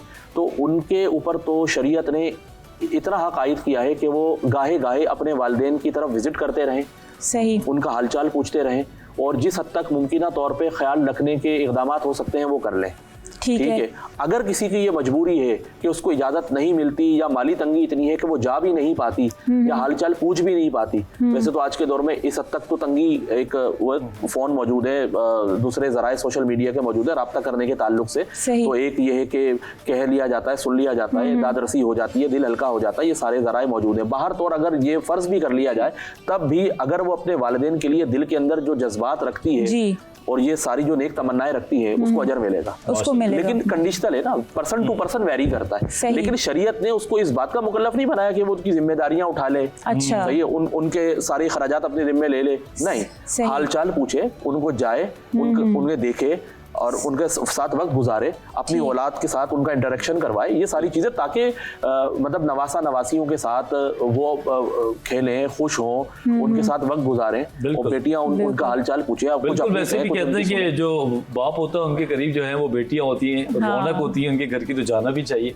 अब एक सवाल और मेरे माइंड में है जो कि दूसरे तरफ से आता है, वो ये कि माँ बाप के भी तो कुछ फ़राइज़ होते होंगे ना औलाद के ऊपर, कि अगर 4 औलादें हैं तो उनको चारों को कैसे इक्वल रखा जाए या किस तरीके से कोई नेगलेक्ट ना हो रहा हो। अगर माँ बाप से ही गलती हो रही हो तो औलाद किस तरीके से उनको बताए या उनको कैसे एहसास होना चाहिए? देखिए, पहले तो ये है कि ये भी बड़ा अहम सवाल है क्योंकि जॉइंट फैमिली सिस्टम में ये मसला, ये इशू रहता है। बिल्कुल सही है, और उसमें ऐसा होता है कि 1-2 की तरफ झुकाव या जानिबदारी ज़्यादा हो जाती है और बाकी नेगलेक्ट हो जाते हैं, नज़रअंदाज हो जाते हैं, फिर उनके साथ ज़्यादती होती है। फिर सिर्फ ये ज़्यादती उनकी ज़ात तक महदूद नहीं होती, वो जो औलाद नेगलेक्ट हो रही है फिर उसकी जो अपनी फैमिली होती है, उसकी बीवी और बच्चे, वो भी उससे सफ़र कर रहे होते हैं। सही बात। तो अब जाहिर है वालिदैन को यहाँ पे ये देखना चाहिए कि वो झुकाव होना गैर इख्तियारी है, अगर किसी एक तरफ उनकी जानिबदारी है इससे कोई फर्क नहीं पड़ता, लेकिन अगर किसी का लाडला है तो है, कोई मसला नहीं, इंसाफ के तकाजे पामाल ना हो। ये महसूस नहीं होना चाहिए किसी औलाद को कि हमें बाकायदा नजरअंदाज किया जा रहा है, हमें अहमियत नहीं दी जा रही है, मेरी बीवी को नहीं पूछा जाता, मेरे बच्चों के सर पे दस्ते शफकत नहीं रखा जाता, या दूसरे भाई के बच्चों के मुकाबले में डिस्क्रिमिनेशन की जाती है। अगर ये आपके रवैये से, वालिदैन के रवैये से जाहिर हो रहा है तो वालिदैन यहाँ कसूरवार हैं, वो अपने फर्ज से कोताही कर रहे हैं, वो तवाज़ुन नहीं बरत रहे, वो इंसाफ नहीं कर रहे, वो एतदाल के साथ नहीं चल रहा है, वो अदल के तकाज़ों को पामाल कर रहे हैं। यहाँ पे शरीयत उन्हें पाबंद करती है, हाँ, क्योंकि यहाँ फिर औलाद जो है जाहिर है एक एहसास महरूमी और एक ऐसी कम तरी है जो आपके अंदर खला पैदा करेगी। औलाद बजाते खुद ये बात कि अपने वालिदैन को बता सकती है कि मैं ये महसूस करता हूँ तो मैं आपसे ये चाहता हूँ, बताना चाहिए, बता भी सकती है, किसी और जरिए से मैसेज दे सकती है, कोई अच्छी बात या इस्लामी तालीमात पर मबनी बयान सुनवा सकती है, मतलब किसी भी जरिए से जहाँ आप समझते हैं, खुद भी कह सकते हैं। ज़्यादा मौसर जरिया तो इंसान खुद कहे जिसका शिकवा है। बेशक अल्लाह ताला खला औलाद खला महसूस कर रही है जज्बाती एतबार से, उसे चाहिए ऐसे वालिदैन को फौरी तौर पे मुतवज्जे करे कि मेरे साथ ऐसा क्यों। बिल्कुल। ना एहसास महरूमी जन्म ले रही है, एहसास महरूमी हो, बल्कि एक दूसरे के लिए प्यार और मोहब्बत हो। इसी दुआ के साथ अल्लामा साहब प्लीज़ दुआ करवाएं। अल्हम्दुलिल्लाहि रब्बिल आलमीन वस्सलातु वस्सलामु अला सय्यिदिल मुरसलीन या रब्बल आलमीन वला करीम या अरहमर राहिमीन रब्बिरहमहुमा कमा रब्बयानी सगीरा रब्बिरहमहुमा कमा रब्बयानी सगीरा रब्बिरहमहुमा कमा रब्बयानी सगीरा। मौला करीम हमारे वालिदैन पर उसी तरह रहम फरमा जिस तरह उन्होंने बचपन में हमें प्यार से पाला पोसा और परवान चढ़ाया और हमारी तमाम ज़रूरियात का ख्याल रखा। या अरहमर राहिमीन मौला करीम हमें अपने वालिदैन के हुकूक पूरी तनदही के साथ अदा करने की तौफीक रफ़ीक मरहमत फरमा। हमें वालिदैन के मामले में कोताही से गफलत शियारी से महफूज फरमा। या अरहमर राहिमीन हमें इंसानी अक़दार पामाल करने से बचा। या अरहमर राहिमीन इंसानियत भल मनसाहत के तकाज़ों को पसे पुष्ट डालने से बचा। या रब्बल आलमीन मौला करीम हमारे वालिदैन जब दुनिया से जाएँ तो हमसे राज़ी होकर जाएँ, उनका दिल बाग बाग हो और उनका कलेजा ठंडा हो। या अरहमर राहिमीन और उनको उनकी खिदमत को हमारे लिए तोशाए आखिरत बना। वसल्लल्लाहु तआला अला खैरि खल्क़िही मुहम्मदिन व आलिहि व सहबिही व बारिक वसल्लिम बिरहमतिका या अरहमर राहिमीन। बहुत बहुत शुक्रिया, आपने बहुत ही काम की बातें बताई और बहुत शुक्रिया आपका। हम इसी उम्मीद के साथ अपने आज की नशरियात को ख़त्म करते हैं कि माँ बाप जो हैं वो घर की रौनक होते हैं। बेशक अगर वो बूढ़े हो जाएं, कमज़ोर हो जाएं या बीमार हों, बेशक वो चिड़चिड़े हो जाएं या आप पे गुस्सा करें, तो कभी भी उनकी इन बातों को बुरा ना मानें, क्योंकि आप हमेशा उस वक्त को याद करें जब आप छोटे थे, जब आपको उनकी मोहताजगी थी और उन्होंने अपनी दुनिया को एक तरफ करके आपके लिए सब कुछ किया। आज उनकी बारी है, तो आज ही आप लोग अपने वालिदैन को एक प्यार की नज़र से देखें, उनका ख्याल करें। बस इसी कोट के साथ आज के लिए मैं खुदा हाफिज़ कहता हूँ।